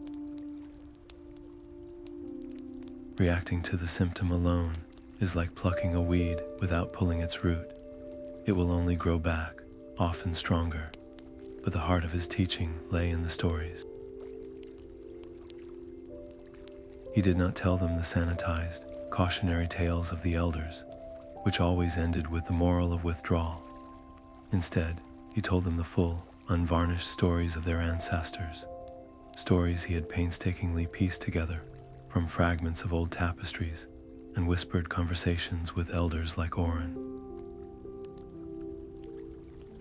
He spoke of his own great-grandsire, who had fought alongside the sun elves not for glory, but because a dark blight was poisoning the very rivers that fed the mountain springs, a threat that respected no borders. He spoke of the great alliance with the mountain dwarves, not as a foolish entanglement, but as a partnership where eagle eyes guided dwarf craftsmanship to reinforce unstable peaks, preventing avalanches that would have buried both their homes. And he did not shy away from the grief. He spoke of the losses with a raw honesty that held his young listeners spellbound. He described the emptiness of nests, the echoes in once bustling aeries, the profound sorrow that led to the compact. Their grief was real, Ethelas would say, his voice softening, and it was born from love. They loved this clan, their families, their way of life, so deeply that they could not bear to lose any more. The compact was not a coward's law, it was a shield carved from heartbreak. We must never dishonor that sacrifice by dismissing it as mere fear. This was his masterstroke. He validated their history instead of rejecting it. He honored the grief that shaped them, but he refused to be enslaved by it. The question for your generation, he would challenge them, his gaze sweeping over their attentive faces, is not whether the grief was justified, but what we choose to build with its legacy. Do we use that shield only to hide behind until it rusts from disuse and we forget why we held it in the first place? Or do we learn from their pain and become stronger, wiser guardians because of it? True strength is not the absence of fear. It is the wisdom to know when fear is a valuable teacher and when it is a jailer. It is the balance between a heart that remembers why we grieve and a mind that can discern when to act despite that grief. He taught them that the choice to observe was not passive. It was a deliberate and powerful action that required immense patience and discipline. And the choice to act was not reckless if it was informed by deep understanding and a clear purpose that extended beyond their immediate safety.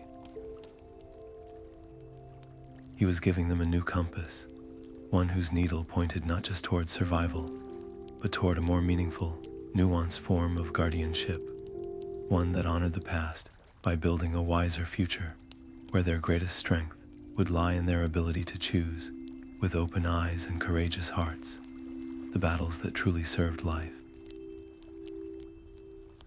The fragile peace, so carefully nurtured through weeks of tentative trust and quiet observation, was shattered not by a sudden conflict, but by a creeping, silent strangeness that descended upon the mountains.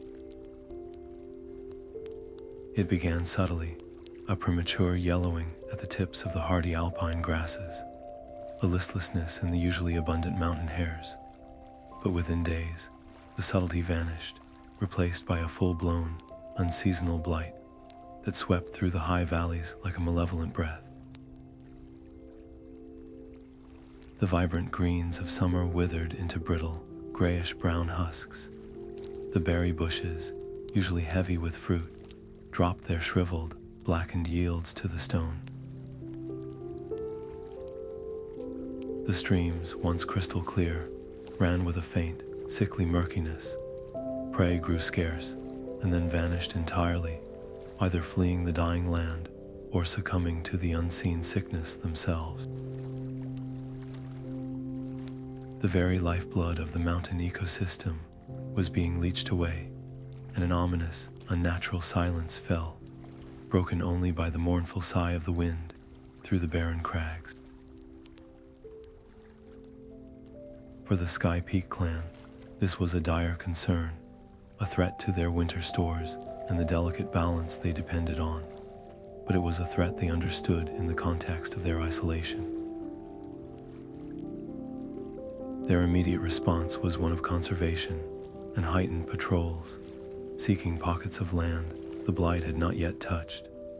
They assumed, as they always had, that this was a challenge they would face alone, a natural disaster to be weathered with their characteristic resilience and self-reliance. The idea that this could be a shared crisis, a calamity that transcended the old boundaries of species and territory, had not yet occurred to them. Their world, even after Ethelas' breakthrough, was still fundamentally shaped by the instinct to look inward when danger arrived. Then the Wyvern came, but it did not arrive as it had before, not with a territorial shriek, not with a challenging dive, not with the aggressive posturing of a rival. It came slowly, laboriously, its powerful wings beating against a wind that seemed to carry the very essence of decay. It circled the designated neutral ground once, then landed with an uncharacteristic clumsiness that sent a shock through the eagle sentries watching from above. This was not the powerful, fearsome creature they had come to know. Its head hung low, its scales lacked their usual oily sheen, and its eyes, when it lifted its gaze, held not aggression, but a profound, desperate anguish that was far more unsettling than any threat. Ethelas, summoned by the urgent calls of the sentries, flew down to meet it, his own heart pounding with a mixture of alarm and confusion. He expected a problem with the hatchling, perhaps a relapse, a need for more herbs. He prepared himself to reassure, to offer further aid within the strict confines of their temporary pact. But as he landed before the massive beast, he realized this was something entirely different. The wyvern did not gesture toward its own territory. Instead, it used its snout to gently nudge a withered, blackened root that had been torn from the earth, its veins running with a foul, purplish sap. Then it gestured broadly with its head, a sweeping motion that encompassed the entire valley, the dying landscape, the silent, empty skies. And then it did something that stripped away the last vestiges of the old paradigm. It let out a sound, but it was not a roar. It was a low, deep, guttural keen of pure distress, a vocalization so saturated with shared suffering that its meaning was unmistakable. This was not its problem. This was not the eagle's problem. This was our problem. The blight was not selective. It was an equal opportunity annihilator, consuming the wyvern's hunting grounds and poisoning its own food sources with the same ruthless efficiency it was visiting upon the eagles. The creature was not here to demand more help for itself. It was here to report a mutual disaster. It was a plea, not for itself, but for collective action against a common enemy that respected none of their old divisions. In that staggering moment, standing before the despairing wyvern, Ethelas understood the true magnitude of the situation. The council's fears of dependency, their worries about entanglement, they suddenly seemed like the concerns of a bygone era, rendered trivial by the scale of this new catastrophe. The blight was a threat that could not be avoided by hiding, could not be solved by isolation. It was a shadow that would eventually find every crevice, every hidden eyrie, every last nest. The wyvern's arrival was not a complication. It was a gift of stark, terrifying clarity. It revealed that their fates were not separate, but inextricably woven together. The survival of one species was now irrevocably linked to the survival of the other. The ancient compact of non-interference, for all its past wisdom, offered no guidance here. Its fundamental premise, that the greatest dangers came from each other, had just been obliterated by a danger that came for them all. The only rational choice, the only path to survival, was a concept so foreign it had no name in the eagle tongue: unity. The sight that greeted the assembled eagles was one that would be seared into their memories forever. The formidable wyvern, a creature of solitary power and ancient rage, landing not as a challenger, but as a supplicant on their neutral ground. Its presence was no longer a threat. It was a testament to a terrifying new reality. Ethelas, his heart a drumbeat of resolve and trepidation, did not hesitate. He called for volunteers, not for a battle, but for a mission of discovery. To his astonishment and profound pride, a full dozen young eagles immediately broke from the ranks, their wings beating with a determined energy that cut through the atmosphere of dread. They were the first generation to be taught a new way of seeing, and now they would be the first to put that lesson into practice. The flight that followed was unlike any in the long, storied history of the Sky Peak clan. The formation itself was a breathtaking violation of old laws and a powerful symbol of the new. Ethelas took the lead, his sharp eyes scanning the dying landscape below. Flanking him on either side flew his eager volunteers, their formation tight and disciplined, and just off the right wing, its immense shadow falling alongside theirs, flew the Wyvern. The rhythmic, thunderous beat of its leathery wings created a counterpoint to the softer rustle of eagle feathers, a strange and beautiful symphony of cooperation. The wind that rushed past them carried the mingled scents of eagle, wyvern, and the pervasive, sickly sweet odor of the blight itself. There was no aggression, no posturing, only a shared, focused urgency. They were no longer two species separated by a chasm of fear. They were a single, united reconnaissance force, each member bringing a unique perspective to the desperate search for answers. The Blight's path was horrifyingly clear from the air. It was not a random sickness, but a creeping, deliberate wave of death. They flew over valleys that should have been lush with summer growth, but were instead gray and brittle, as if a terrible fire had passed through and sucked all the color from the world. The Wyvern, with its ground-level knowledge of the mountain's hidden folds, would let out a low rumble and bank toward a specific canyon, guiding them to an area where the corruption was particularly thick. The eagles, from their higher vantage, could then trace the progression of the decay, seeing how it seemed to flow like a poisoned river from a specific direction deeper in the highest, most treacherous peaks. The Wyvern knew the locations, the eagles saw the patterns.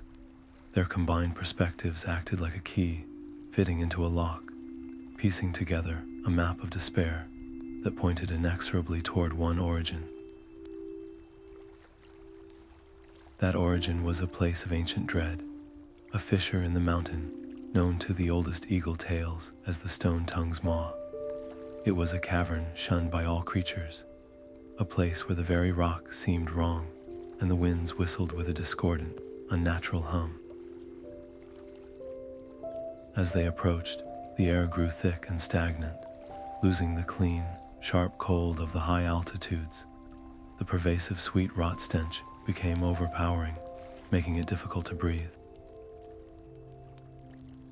And then they saw it, a faint, pulsating violet light seeping from the cavern's dark mouth, and with it, a visible, shimmering distortion in the air, like heat haze on a summer rock, but tinged with the same malevolent purple hue.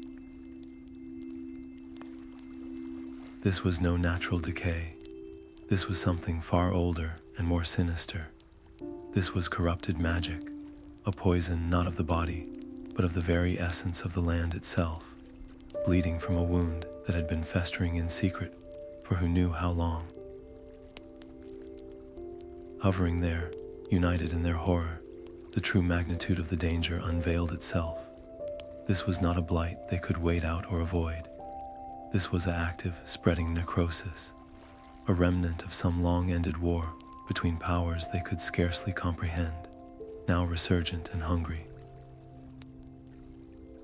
The isolation that had once been their shield was now their greatest vulnerability. No single clan, no single species could stand against this. The Wyvern's desperate plea was not an option. It was the only strategy for survival. Their historic collaboration had revealed a truth far more terrifying than any territorial dispute. A common enemy that did not hunt with tooth and claw, but that consumed the very ground beneath their feet and the air in their lungs, demanding a unity that would test the courage of every living soul in the mountains. The entrance to the Stone-Tongue's Maw was not a simple cave. It was a wound in the mountain itself, a jagged tear that seemed to bleed a faint, pulsating violet light into the twilight air. The very rock around the opening was not merely dark, but corrupted, its surface glistening with a slick, oily sheen and veined with the same sickly purple luminescence. As Ethelas led the small, united force toward it, the air grew thick and heavy, losing the crisp, clean bite of the high altitude and replacing it with a stifling, cloying warmth that carried the pervasive stench of sweet rot and ozone. Each breath was a labor, as if the atmosphere itself was resisting their intrusion, trying to push them back. The discordant hum they had heard from a distance was now a physical vibration that resonated deep in their bones. A Chinese letter, Chinese letter, Chinese letter, Chinese letter, Chinese letter that spoke of something ancient and deeply wrong. Ethelas landed first on the unstable ledge before the cavern's mouth, his talons scraping against stone that felt unnervingly warm and brittle.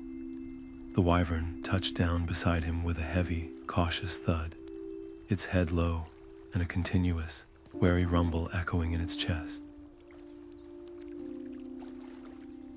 The younger eagles fanned out behind them, their usual graceful landing postures made clumsy by the oppressive, energy-sapping aura of the place. One look inside the cavern confirmed their worst fears. This was no natural geological formation. The walls were not carved by water or time, but seemed to have been melted and reformed into grotesque, twisting shapes that resembled frozen screams.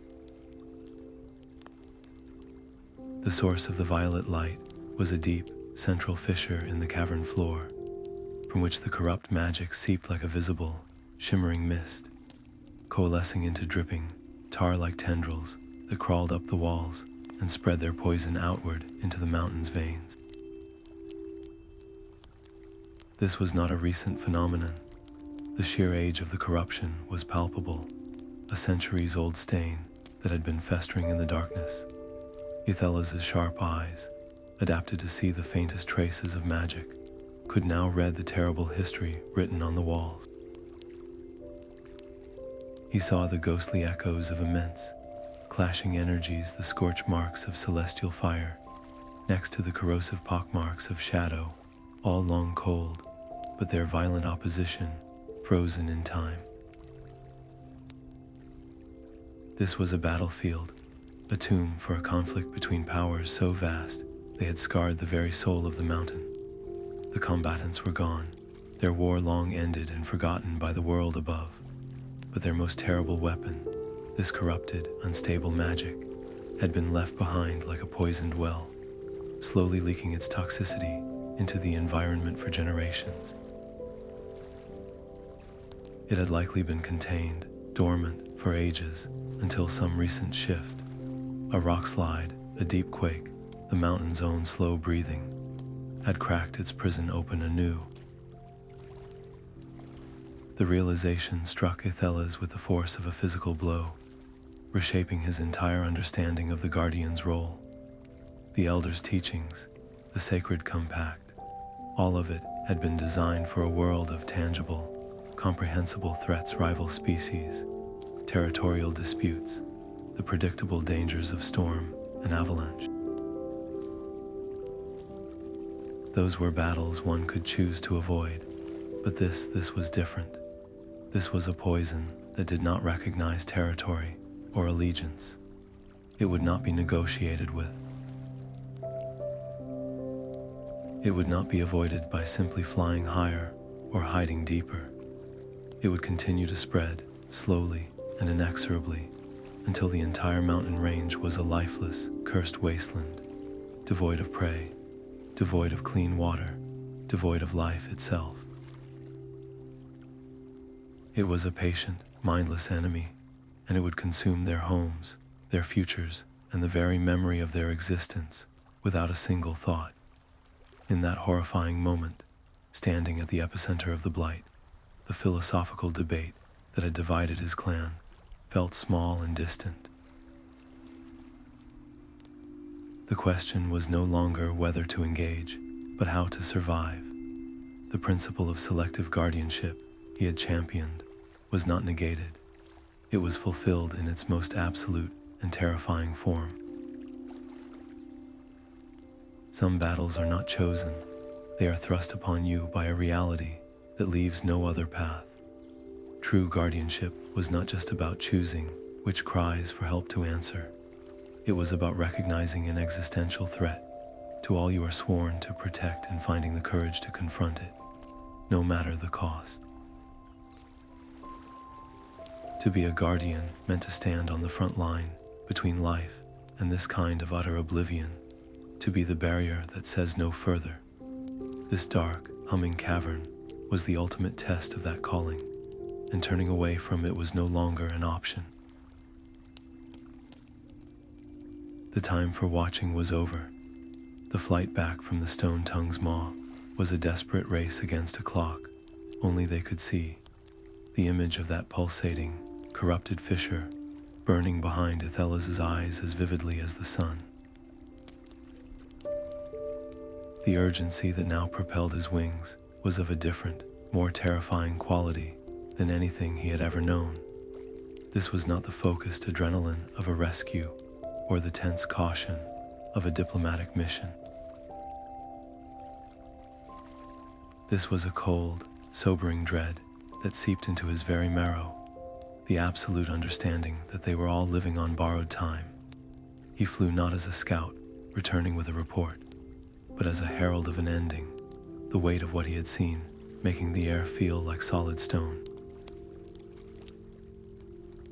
The Wyvern flew beside him, its own powerful strokes heavy with the same grim knowledge, their temporary alliance forged in the fires of a shared, existential terror. He did not land quietly on the council roost to deliver his findings in a measured, formal address. Instead, he flew directly to the highest spire of the central area, a point visible from every nest and perch, and he let out a cry that shattered the anxious silence, a sound that was not a call to war, but a call to witness. It was a sound that brought every eagle, from the eldest elder to the youngest fledgling, out onto their ledges, their faces turned upward in confusion and alarm. The Wyvern, in a move that sent a visible shudder through the assembled clan, landed on a nearby outcrop, not with aggression, but with a solemn, statuesque stillness, its presence alone underscoring the unimaginable gravity of the moment. Ethelas did not mince words. There was no time for gentle phrasing or careful political maneuvering. The stories were wrong. His voice, amplified by the natural acoustics of the peak, rang out clear and stark. The greatest danger we have ever faced is not out there among the living. It is beneath us. It is a poison in the mountain's heart, a remnant of an ancient war that did not end. It only fell asleep. And now it is awake. He described what they had seen not with poetic horror, but with clinical, devastating precision. The melted rock, the seeping violet light, the air that fought to be breathed.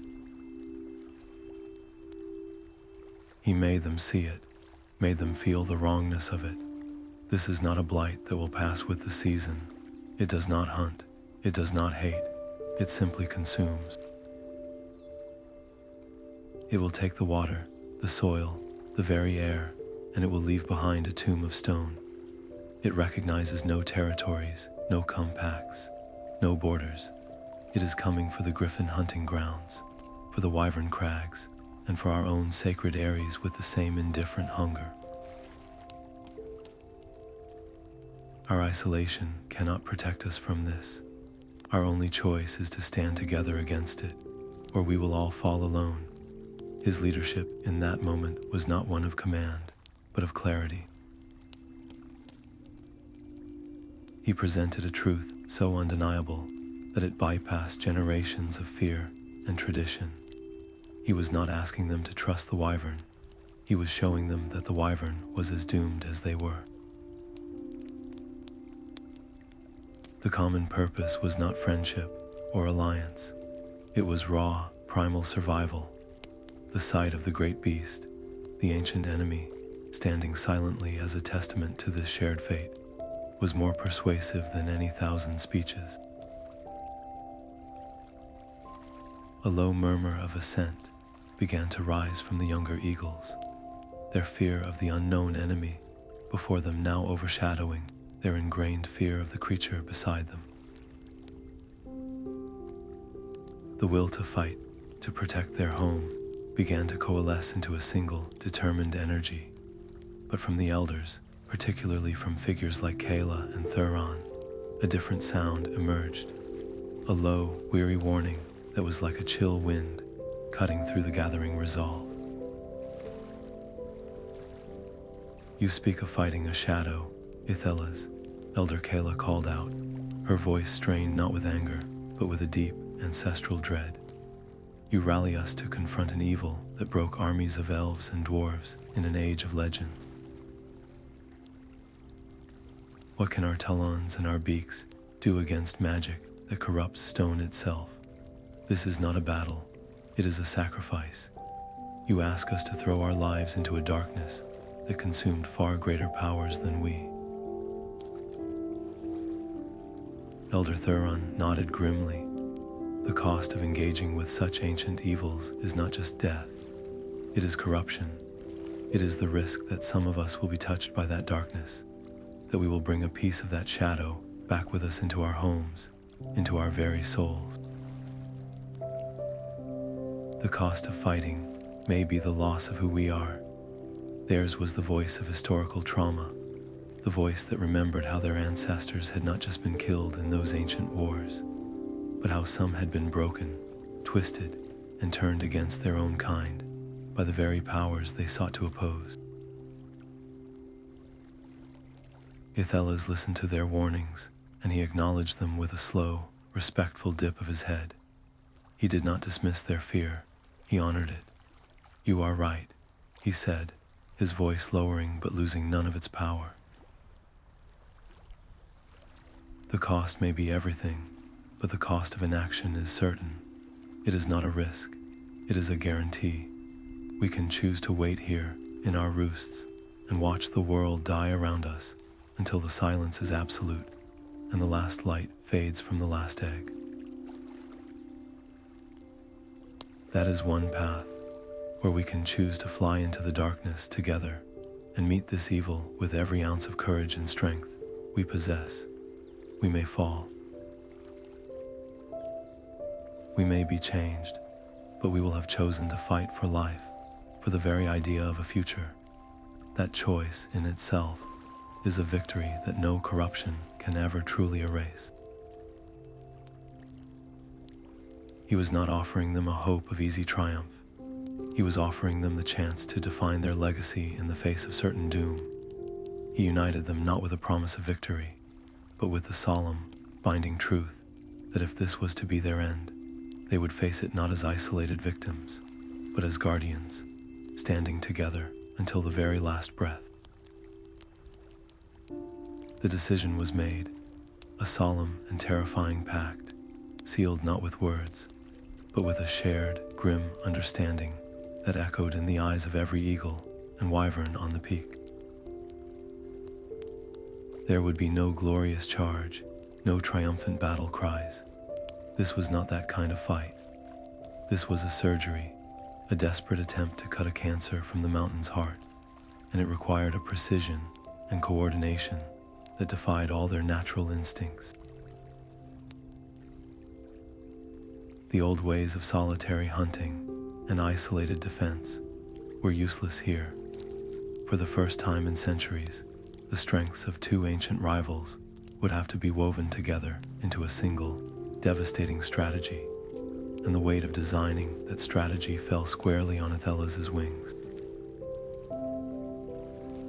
He became a whirlwind of focused activity, his mind mapping the terrible geometry of the cavern they had witnessed.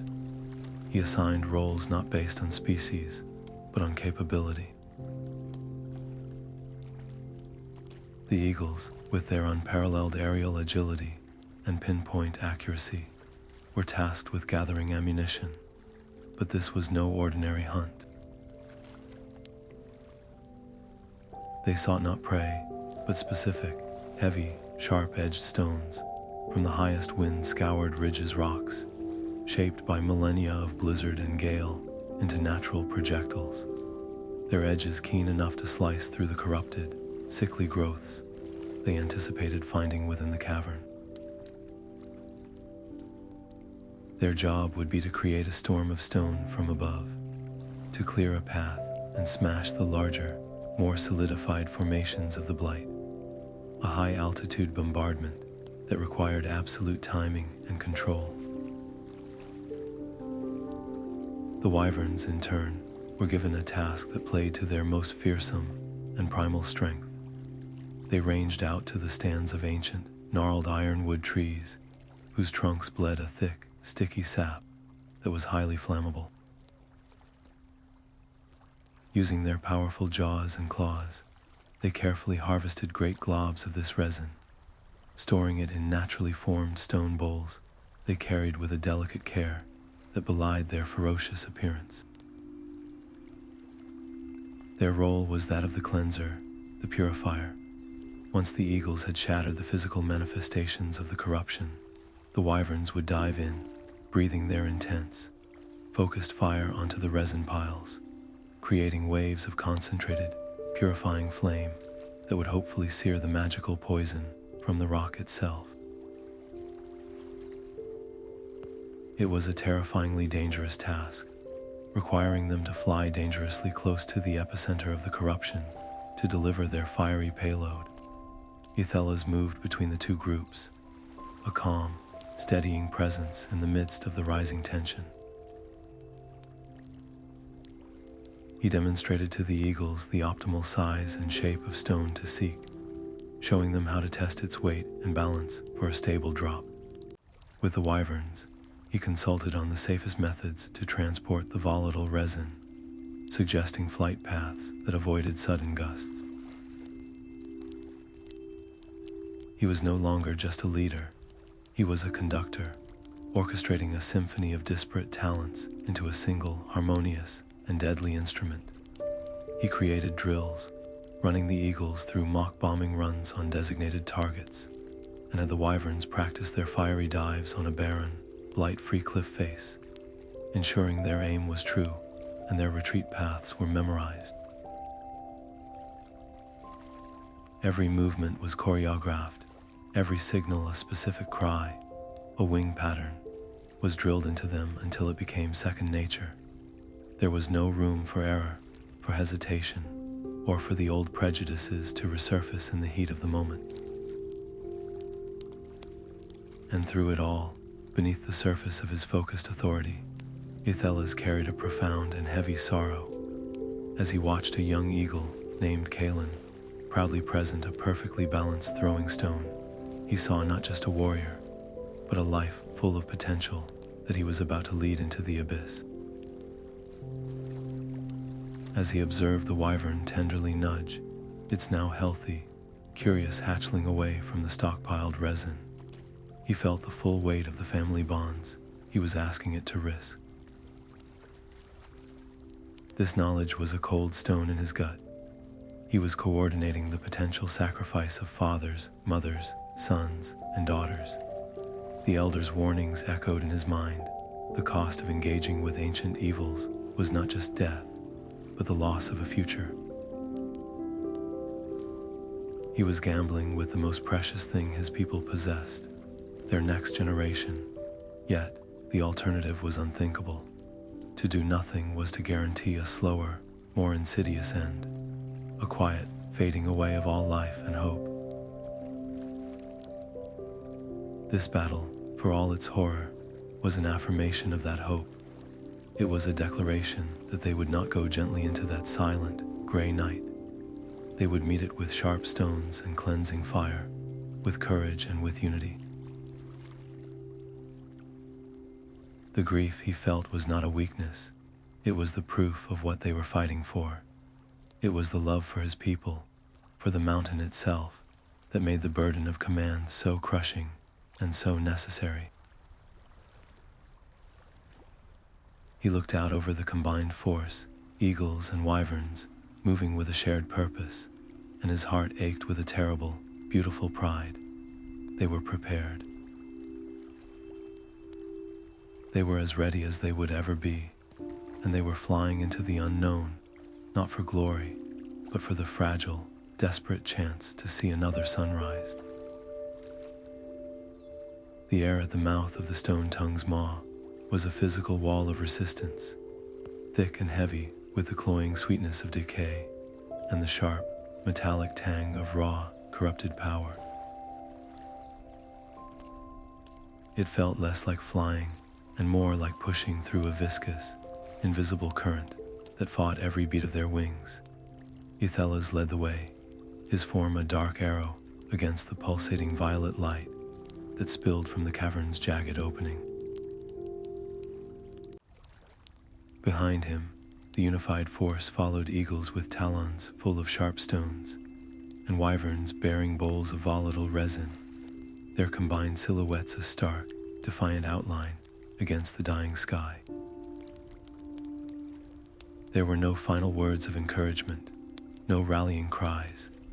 The only sound was the thunderous, synchronized beat of their wings and the low, ominous hum that seemed to emanate from the mountain's very core, a sound that vibrated deep in their bones and promised oblivion. Crossing the threshold was like entering the belly of a nightmare. The cavern was vast, its ceiling lost in a swirling, purple-tinged gloom. The walls were not stone, but a grotesque tapestry of crystalline growths that pulsed with the same sickly light, weeping a viscous, tar-like substance that sizzled where it dripped onto the floor. The air itself was alive with the corruption, visible tendrils of malevolent energy snaked through the space, coalescing into semi-solid forms that lashed out with a mindless, predatory hatred. The source was clear, a deep, jagged fissure in the center of the cavern floor, from which the darkness boiled upward like a poisonous fountain. This was not a place to be conquered. It was a sickness to be cauterized. Ethelas gave the signal, a sharp, piercing cry that was immediately echoed by the eagles.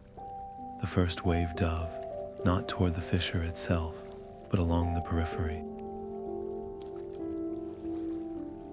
Their strategy was one of containment. Using their incredible aerial mastery, they began to fly in tight, powerful circles, their wings beating in a precise, controlled rhythm. They were not just flying, they were shaping the air itself, creating powerful vortices that tore through the stagnant atmosphere. The effect was immediate and visceral.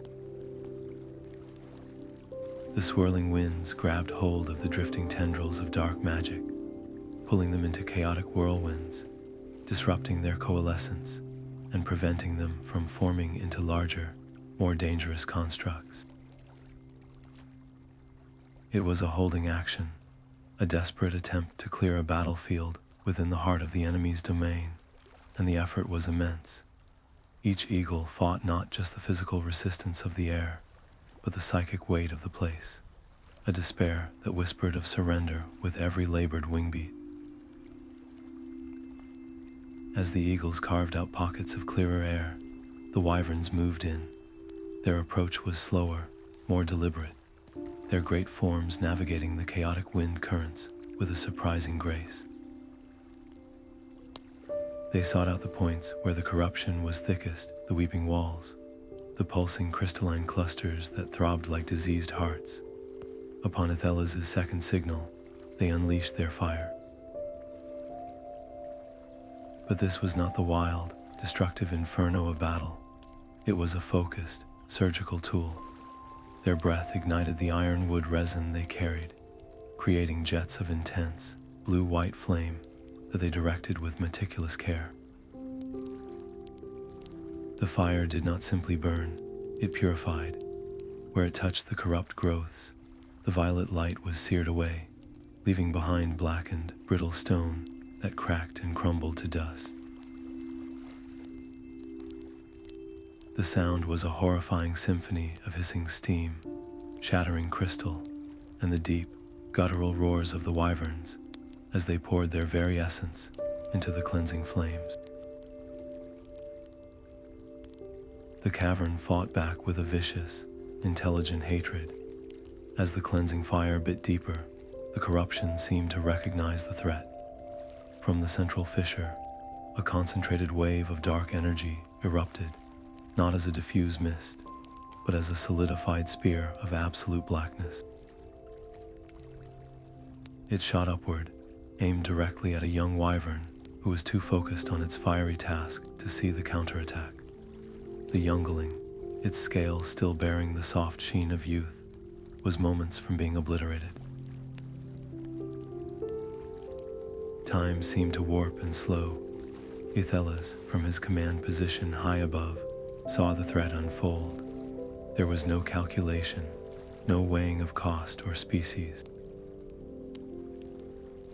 There was only the unthinking, instantaneous reaction of a guardian.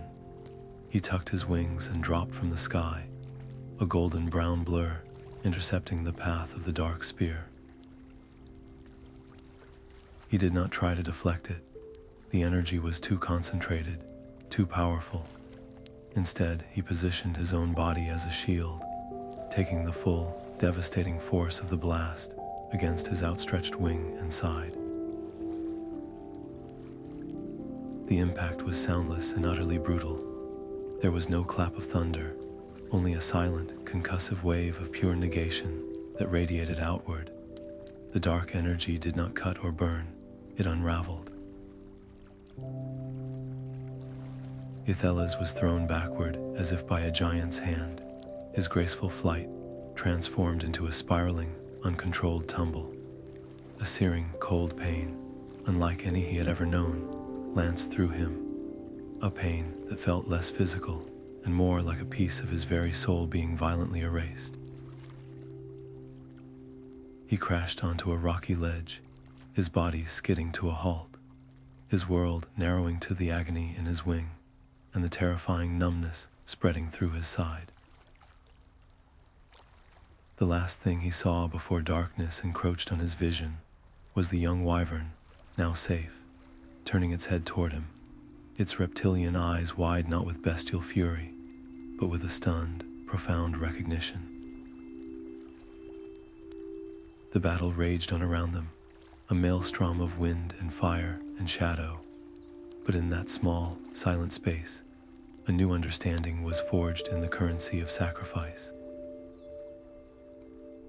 The aftermath within the cavern was a scene of eerie, exhausted silence, broken only by the faint crackle of cooling stone and the ragged, labored breaths of the survivors.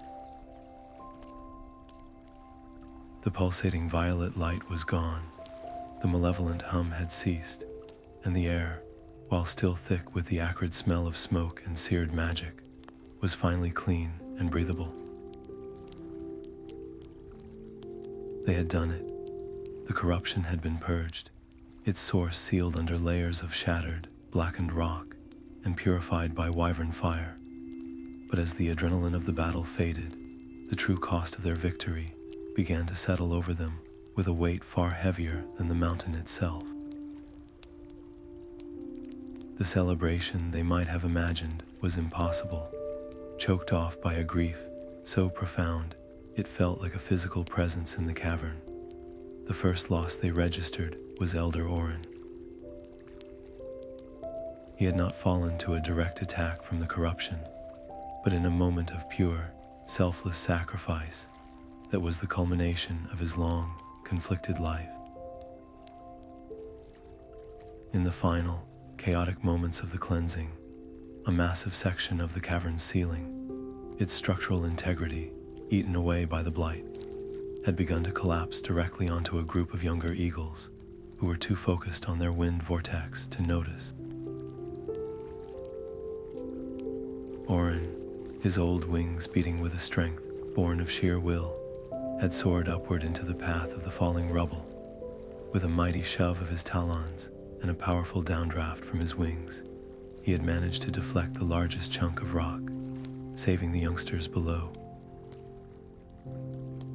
But the effort put him directly in the path of a second, smaller cascade of stones. He was struck and carried down, his body landing, broken and still, upon the cavern floor. the elder who had spoken most fervently of the costs of war, who had warned so passionately against the sorrow of engagement, had ultimately given his life in the very kind of battle he had once feared most, proving that his caution was never cowardice, but a deep love for his people that he was ultimately willing to die for. And then there was Ethelas. He lay on a flat stone where the others had gently moved him, his breathing shallow and uneven. The dark energy spear had not simply broken his wing, it had left a lasting, terrible scar. The feathers on his right wing and along his side were not just singed or torn, they were permanently altered.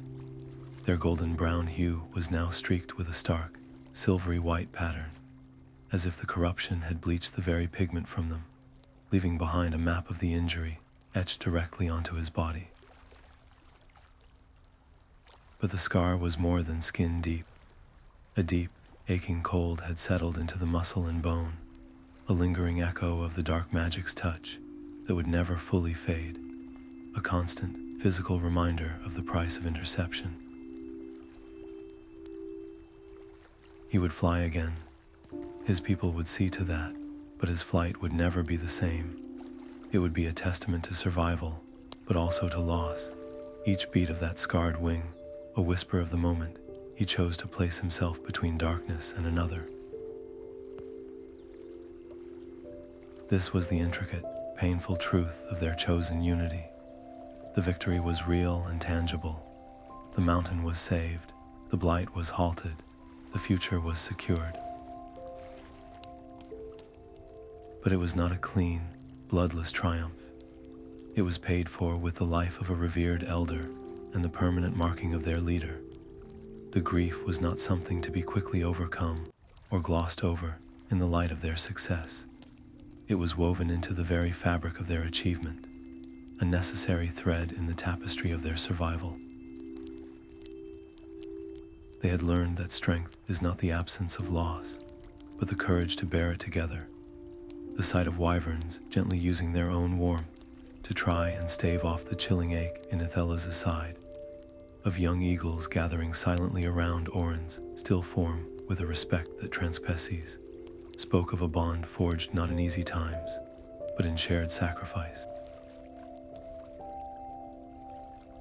Their unity was not born in a joyous alliance, but in the sobering, powerful understanding that some things are worth protecting, even at the highest cost, and that the deepest strength is often found not in standing alone, but in knowing what you are willing to stand together for. The cavern, once a chamber of pulsating horror, now stood in a silence so profound it felt like a held breath. The oppressive hum of corrupted magic was gone, replaced by the soft, mournful sigh of the wind, finding its way through the newly cleansed fissures. The air still carried the sharp scent of ozone and the earthy smell of scorched stone, but the cloying sweetness of decay had been seared away. In the center of this hard-won peace, the survivors gathered, their victory feeling less like a triumph and more like a fragile, dearly purchased truce with fate. The cost was laid bare before them, undeniable and sobering. The broken form of Elder Orin, carefully arranged on a banner of woven eagle feathers, lay beside the still, smaller forms of two young eagles and a wyvern who had fallen to the corruption's last, desperate lashing out. Their shared loss was a language that needed no translation, a heavy truth that settled over both species equally, erasing, for a moment, the ancient lines that had divided them. They did not separate to mourn in isolation, as their old laws and instincts would have dictated. Instead, they remained together. Eagles and wyverns formed a wide, silent circle around their fallen, their postures not of victory, but of a shared, weary reverence. The great wyvern, its scales still smudged with soot from its fiery work, lowered its massive head until its brow nearly touched the stone floor, a gesture of respect so deep it was felt by every being present.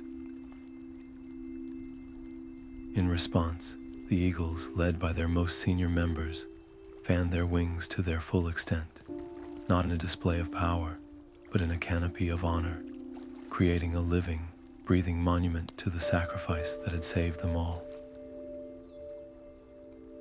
The vigil lasted through the night, the only sounds the crackle of a small, maintained fire and the occasional soft keen of grief that could have come from either a wyvern's throat or an eagle's. In that darkness, under the cold, distant stars, a new bond was woven, not from alliance or strategy, but from the raw, shared thread of sorrow and respect. As the first gray light of dawn began to filter into the cavern, Ethelas stirred. With great effort, and supported by the strong wing of a younger eagle, he rose to his full height. The silvery white scar that now traced his side and wing seemed to gleam in the dim light, a permanent physical testament to the price he had paid.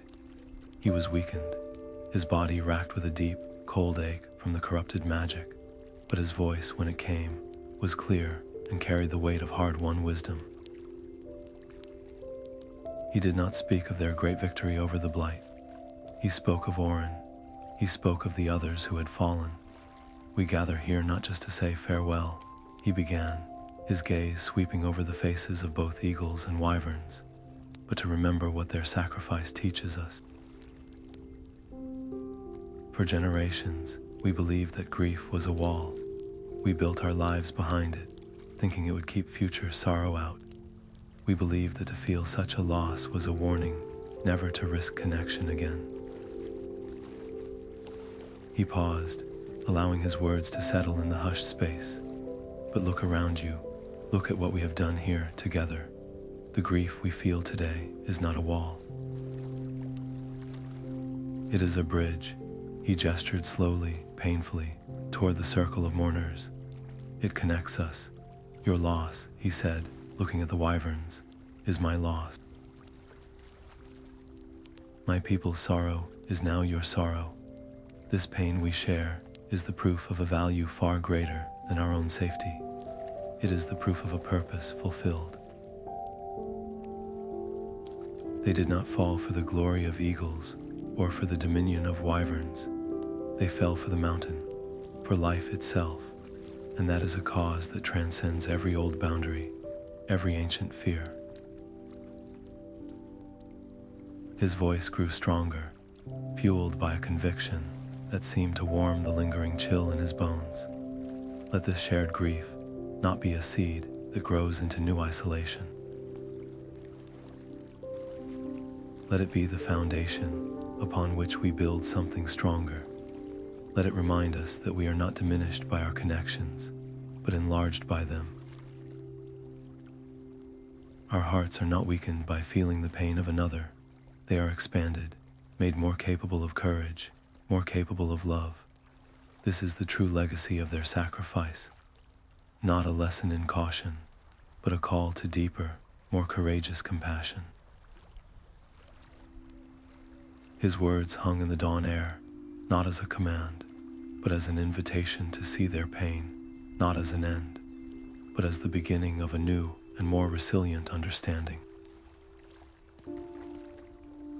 The return to the Sky Peak Eyrie was not a triumphant procession, but a solemn, purposeful migration of weary bodies and heavy hearts.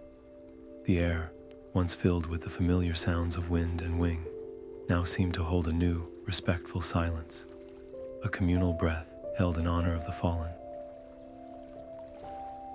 The bodies of Elder Orin and the other lost eagles were borne aloft with the utmost care, their final flight a silent testament to their sacrifice. The wyverns did not follow them into the heart of the eagle territory.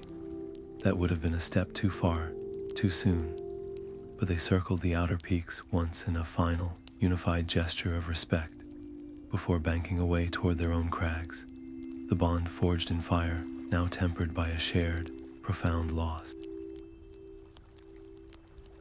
The immediate danger was past. But the true work was just beginning. The physical battle in the cavern was over. The philosophical battle for the soul of the Sky Peak clan was now to be decided. The Council of Elders convened not on their usual wind-carved stone roost, but in the great central chamber of the main Eyrie, a space usually reserved for the most sacred of ceremonies.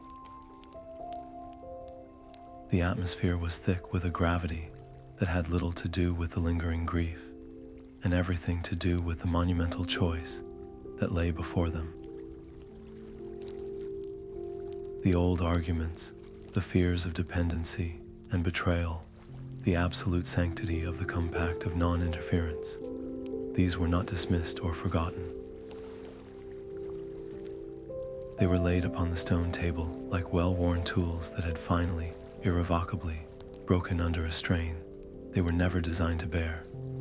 Elder Kayla, her voice stripped of its former sharpness and filled instead with a weary, newfound humility, was the first to speak. "We have witnessed the impossible," she began, her gaze sweeping across the assembled elders and the many other eagles who had crowded into the chamber to listen. "We fought alongside what we called a monster. We watched that monster honor our dead. The world is not the simple place our laws described. To pretend otherwise now would be the greatest folly of all." What followed was not a debate, but a collective unraveling and reweaving of their entire understanding of guardianship. They pored over the oldest tapestries and scrolls, not to find justification for isolation, but to rediscover the original intent behind their role as watchers of the mountains. They realized, with a clarity that felt both shocking and obvious, that the compact had never been their core purpose. It had been a reaction, a trauma response to a world that had become too painful to engage with. Their true legacy, the one etched into their very beings long before the ancient wars, was one of active, discerning stewardship. The new compact they drafted that day was not a rejection of the past, but an evolution of it. It acknowledged the wisdom of caution that had preserved them, but refused to be imprisoned by its fear. The principle of selective intervention was formally enshrined, a guiding star for future generations.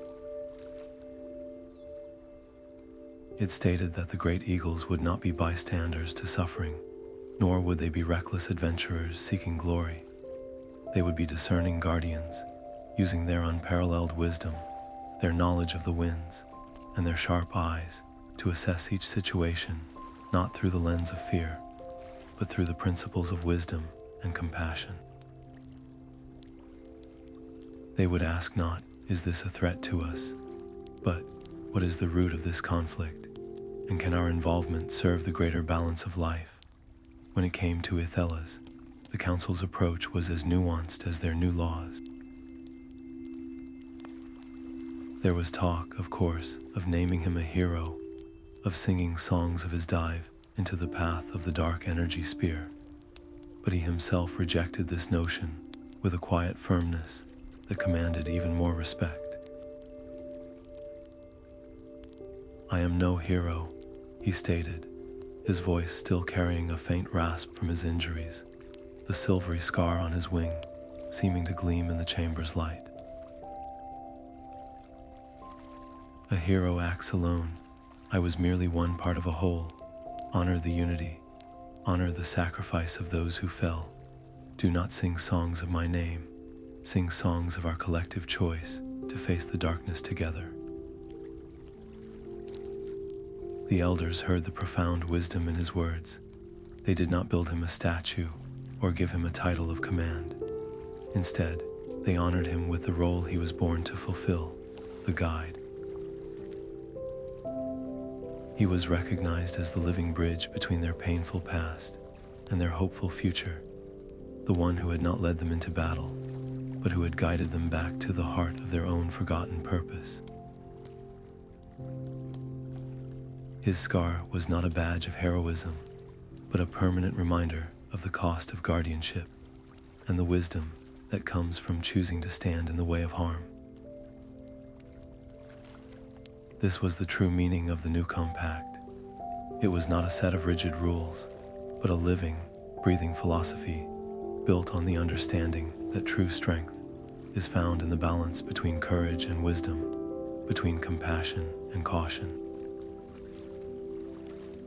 It accepted that grief was an inevitable part of choosing to care, but it refused to let that grief have the final word. Ethelas' legacy was not that he had won a war, but that he had helped his people rediscover their song, a song not of isolation, but of connection, not of fear, but of courageous, compassionate choice. The Council's formal revision of the ancient laws was their way of ensuring that the song would never be forgotten again, that every future generation would understand that to be a guardian of the sky is to be a steward of all life within it, and that such a duty requires both a fierce heart and a discerning eye. High on a sun-drenched ledge, overlooking the newly green valleys, a place where the wind carries not just the scent of pine and stone, but the echoes of recent history, Ethelas sits with his fledglings. His own wings, now forever marked by streaks of silvery white, are held not as a banner of past heroism, but as the most potent teaching aid his young students could ever have. They are not yet old enough to understand the full weight of the stories those scars represent, but they are captivated by them, their bright eyes wide with a mixture of awe and curiosity. This is where the true work of the new compact begins, not in the council roost with grand declarations, but here, in the quiet moments of passing wisdom from one generation to the next, ensuring that the hard-learned lessons of the past are not forgotten, but are instead woven into the very fabric of their being. Ethelas begins not with rules or warnings, but with the wind itself. Listen, he says, his voice a low rumble that blends with the air currents rushing past the eyrie. This is your first language, the oldest tongue of the skies. Most hear only its push and pull, a force to be ridden or resisted. He closes his eyes, and the fledglings mimic him, their small heads tilting. But you must learn to listen deeper. A shift in tone, from a low hum to a high whistle, isn't just a change in sound. It is a message. It tells of a coming storm hours away, or the distant collapse of a rock face. A sudden pocket of warm air rising amidst a cold current doesn't just lift your wings. It whispers of a forest fire burning leagues from here, its heat creating a thermal messenger to warn the entire mountain. The wind does not just carry you, it carries information. To be a guardian is to be fluent in this language, to read the stories written on the air long before you ever see their consequences on the ground. But reading the environment is only half the lesson.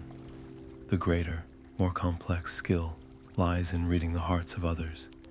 He teaches them to observe the subtle dialects of intention that every creature speaks. Watch the mountain goats on the sheer cliffs, he instructs, his wingtip directing their gaze to a distant herd. A mother goat standing rigid, her head held high and perfectly still, is not simply resting. She is a sentinel, her entire body broadcasting a warning of a predator her eyes have not yet seen. Attention her herd understands instantly. A pair of foxes tumbling and yipping in play is a very different sight from two foxes circling each other with low growls and flattened ears. One is a bond strengthening, the other a border being contested. The intention behind the action is everything. We must learn to see not just the movement, but the motivation. Is that screech from the crags a challenge or a cry of pain? Is that sudden flight below a hunt or a panicked escape? To mistake one for the other is to risk either a terrible tragedy or a foolish, unnecessary conflict. This careful observation leads directly to the core of his teaching, the profound responsibility of weighing costs. He uses stories, not just of his own great battle, but of smaller, quieter choices. He tells them of the time he watched a young, overeager eagle dive to break up a fight between two stags, only to inadvertently drive them toward a hidden nest of ground-dwelling birds, causing far more harm than the original skirmish ever would have. Every action sends a ripple through the world, Ethelas explains, his voice grave. Choosing to engage is not a simple equation of good versus evil. You must ask, what is the true cost of my involvement? If I drive off the fox menacing the hare, does that mean her kits in the den will now starve? If I lead the lost Griffin home through a valley I know is a wyvern's primary hunting ground, does my act of kindness risk igniting a territorial war that will claim countless lives? The goal is never to do nothing. The goal is to do the thing that causes the least amount of harm and the greatest amount of good for the whole system, not just for the single life in front of you. This is the balance. This is the weight we carry. He saves his most important lesson for last, a principle etched into his very feathers. He draws their attention to the stark, silvery scars that mark him. These are not a record of a great fight I won, he tells them softly. They are a reminder of a choice I made. I could have chosen to let that dark energy strike the young wyvern out of fear. Fear of the creature, fear of the magic, fear of the consequences of saving it. That would have been a choice, serving my own instinct for safety. I could have chosen to intercept it out of pride, a desire to be the hero, to prove my strength to my clan. That would have been a choice, serving my own ego. He pauses, letting his words sink in. But the only choice that truly matters is the one that serves life itself. I placed my body in the path of that destruction, not because I was unafraid, and not because I wanted glory, but because it was the only way to preserve a life. That is the sole measure of a true guardian's battle. Ask yourselves always, does this action serve life, or does it serve my pride or my fear? If the answer is pride or fear, then your wings must remain still. But if it serves life, then you must fly, no matter the personal cost.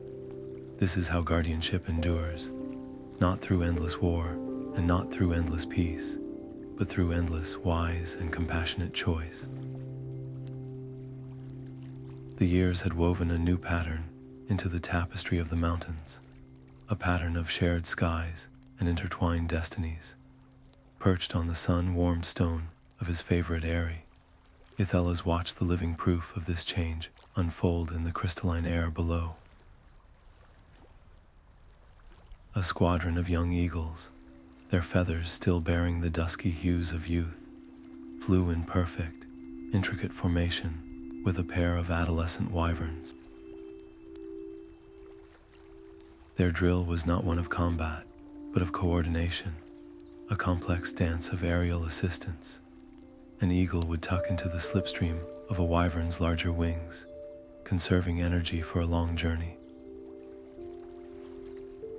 A wyvern would use a precisely timed burst of its fiery breath, not as a weapon, but to ignite a controlled burn on a blight-touched patch of land far below, while eagles use their wing beats to direct the smoke away from a griffin nesting ground.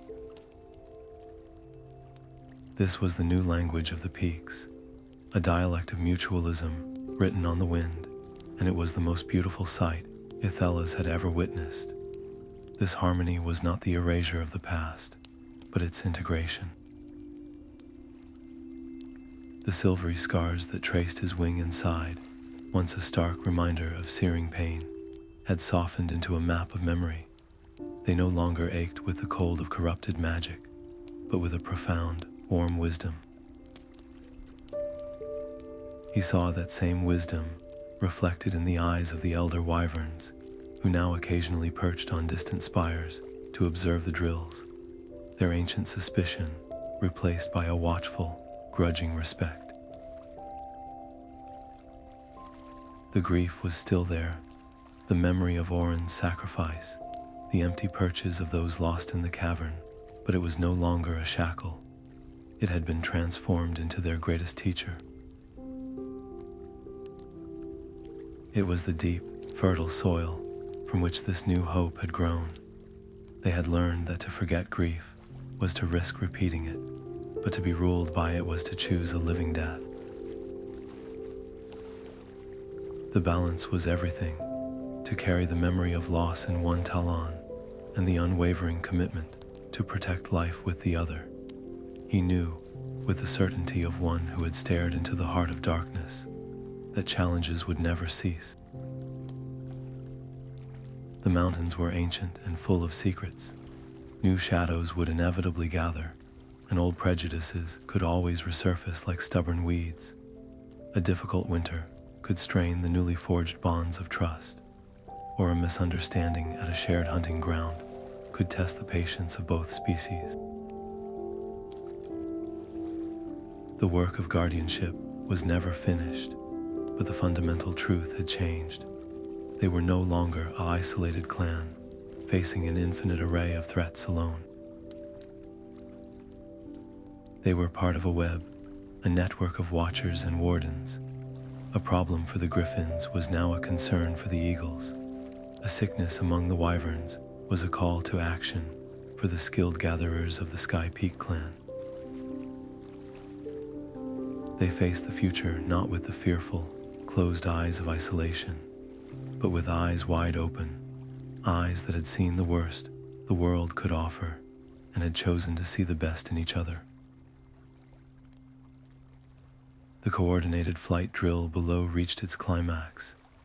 The mixed unit dove in a breathtaking, unified spiral before pulling up at the last moment, dispersing in a perfect flower petal pattern to secure the perimeter of a simulated crisis. Ethelas' heart, that old organ that had known so much conflict and doubt, swelled with a quiet, unshakable pride. They were ready, not for a specific enemy, but for the unknown itself. They were equipped with more than sharp talons and fiery breath. They were armed with empathy, with strategy, and with the hard-won knowledge that their strength was magnified, not diminished, by their unity. The legacy they were building was not one of endless, grim war, but of resilient, adaptable peace, a peace that understood the value of a helping wing, regardless of the shape of the feathers or the scale of the skin that covered it. The sky was theirs to guard, and they would do it together. The evening air is cool and clean against his face, carrying the gentle scent of pine and the distant, sweet fragrance of night-blooming mountain flowers. Ethelas soars on a steady thermal, his flight a smooth, effortless glide over valleys that once lay gray and withered under the shadow of the Blight. Now they pulse with vibrant life. Below, the forests are a deep, lush green. The rivers run clear and swift, reflecting the fading amber and violet of the sunset. It is a sight of profound peace, a testament to the hard-won victory that still feels fresh, even years later. This peace is not an absence of conflict, not a void where danger used to be. It is an active, living thing, nurtured by vigilance and the conscious choice to protect the delicate balance he now surveys. Every beat of his wings is an affirmation of that choice, a silent promise to the land below. Those wings, as they catch the last of the day's light, tell their own story. The silvery white scars that trace through his golden brown feathers are no longer marks of a wound. They have become a part of him, a living map of the past, etched permanently into his present. They do not ache with the old, cold pain of corrupted magic and amour, but with a deeper, warmer sensation, the memory of sacrifice. When the chill of the high altitude bites, he feels it there first, a gentle reminder of the moment he chose to intercept a spear of darkness meant for another. It is a reminder not of pain, but of purpose. He sees the same understanding in the eyes of the young eagles he mentors, in the respectful nod of a wyvern patrolling a distant ridge. Their shared history is not a burden to be forgotten, but a foundation to be built upon. The grief for those they lost, for Elder Orin and the others, has not vanished with time. It has been woven into the very fabric of their community, a thread of sorrow that strengthens the tapestry instead of tearing it apart. It is the proof of what they valued enough to fight for, and what they must continue to protect. His choices, he reflects as he banks slowly over a familiar Griffin nesting ground, were never about erasing hardship or creating a perfect, painless world. Such a thing does not exist in these ancient, wild peaks. The goal was never to avoid grief, but to learn how to carry it without being crushed by its weight. He chose to see complexity where others saw only monsters. He chose empathy where the easier path was suspicion. He chose to build a bridge where a wall had stood for generations. Each decision was a risk, a step into the unknown that could have ended in disaster. But each risk was taken with a single, guiding principle. Does this action serve life? That question became his compass, and now it is the compass for a new generation of guardians. They are learning that their power is not for domination, but for stewardship, that their greatest battles are often won not with force, but with foresight and a courageous heart. As the first stars begin to pierce the darkening cobalt of the sky, Ethelas turns for home. The lights of the sky peak airy twinkle in the distance, a constellation of warmth and community nestled safely in the stone. He knows that challenges will always come. Winters will be harsh. New shadows may gather in forgotten corners of the mountain, and the delicate bonds of trust between species will require constant care and understanding. But the legacy he helped forge is not one of final victory, but of resilient wisdom. The great eagles are no longer just watchers from a distance. They are weavers of connection, guardians who understand that their strength is multiplied by the allies they stand beside. They have learned to choose their battles not from a place of fear, but from a place of profound responsibility, a responsibility to the sky they call home, and to every living thing, great and small, that shares its boundless, beautiful expanse. The work is never finished, but as he descends toward the welcoming lights of the eyrie, his heart is light, for the future is in good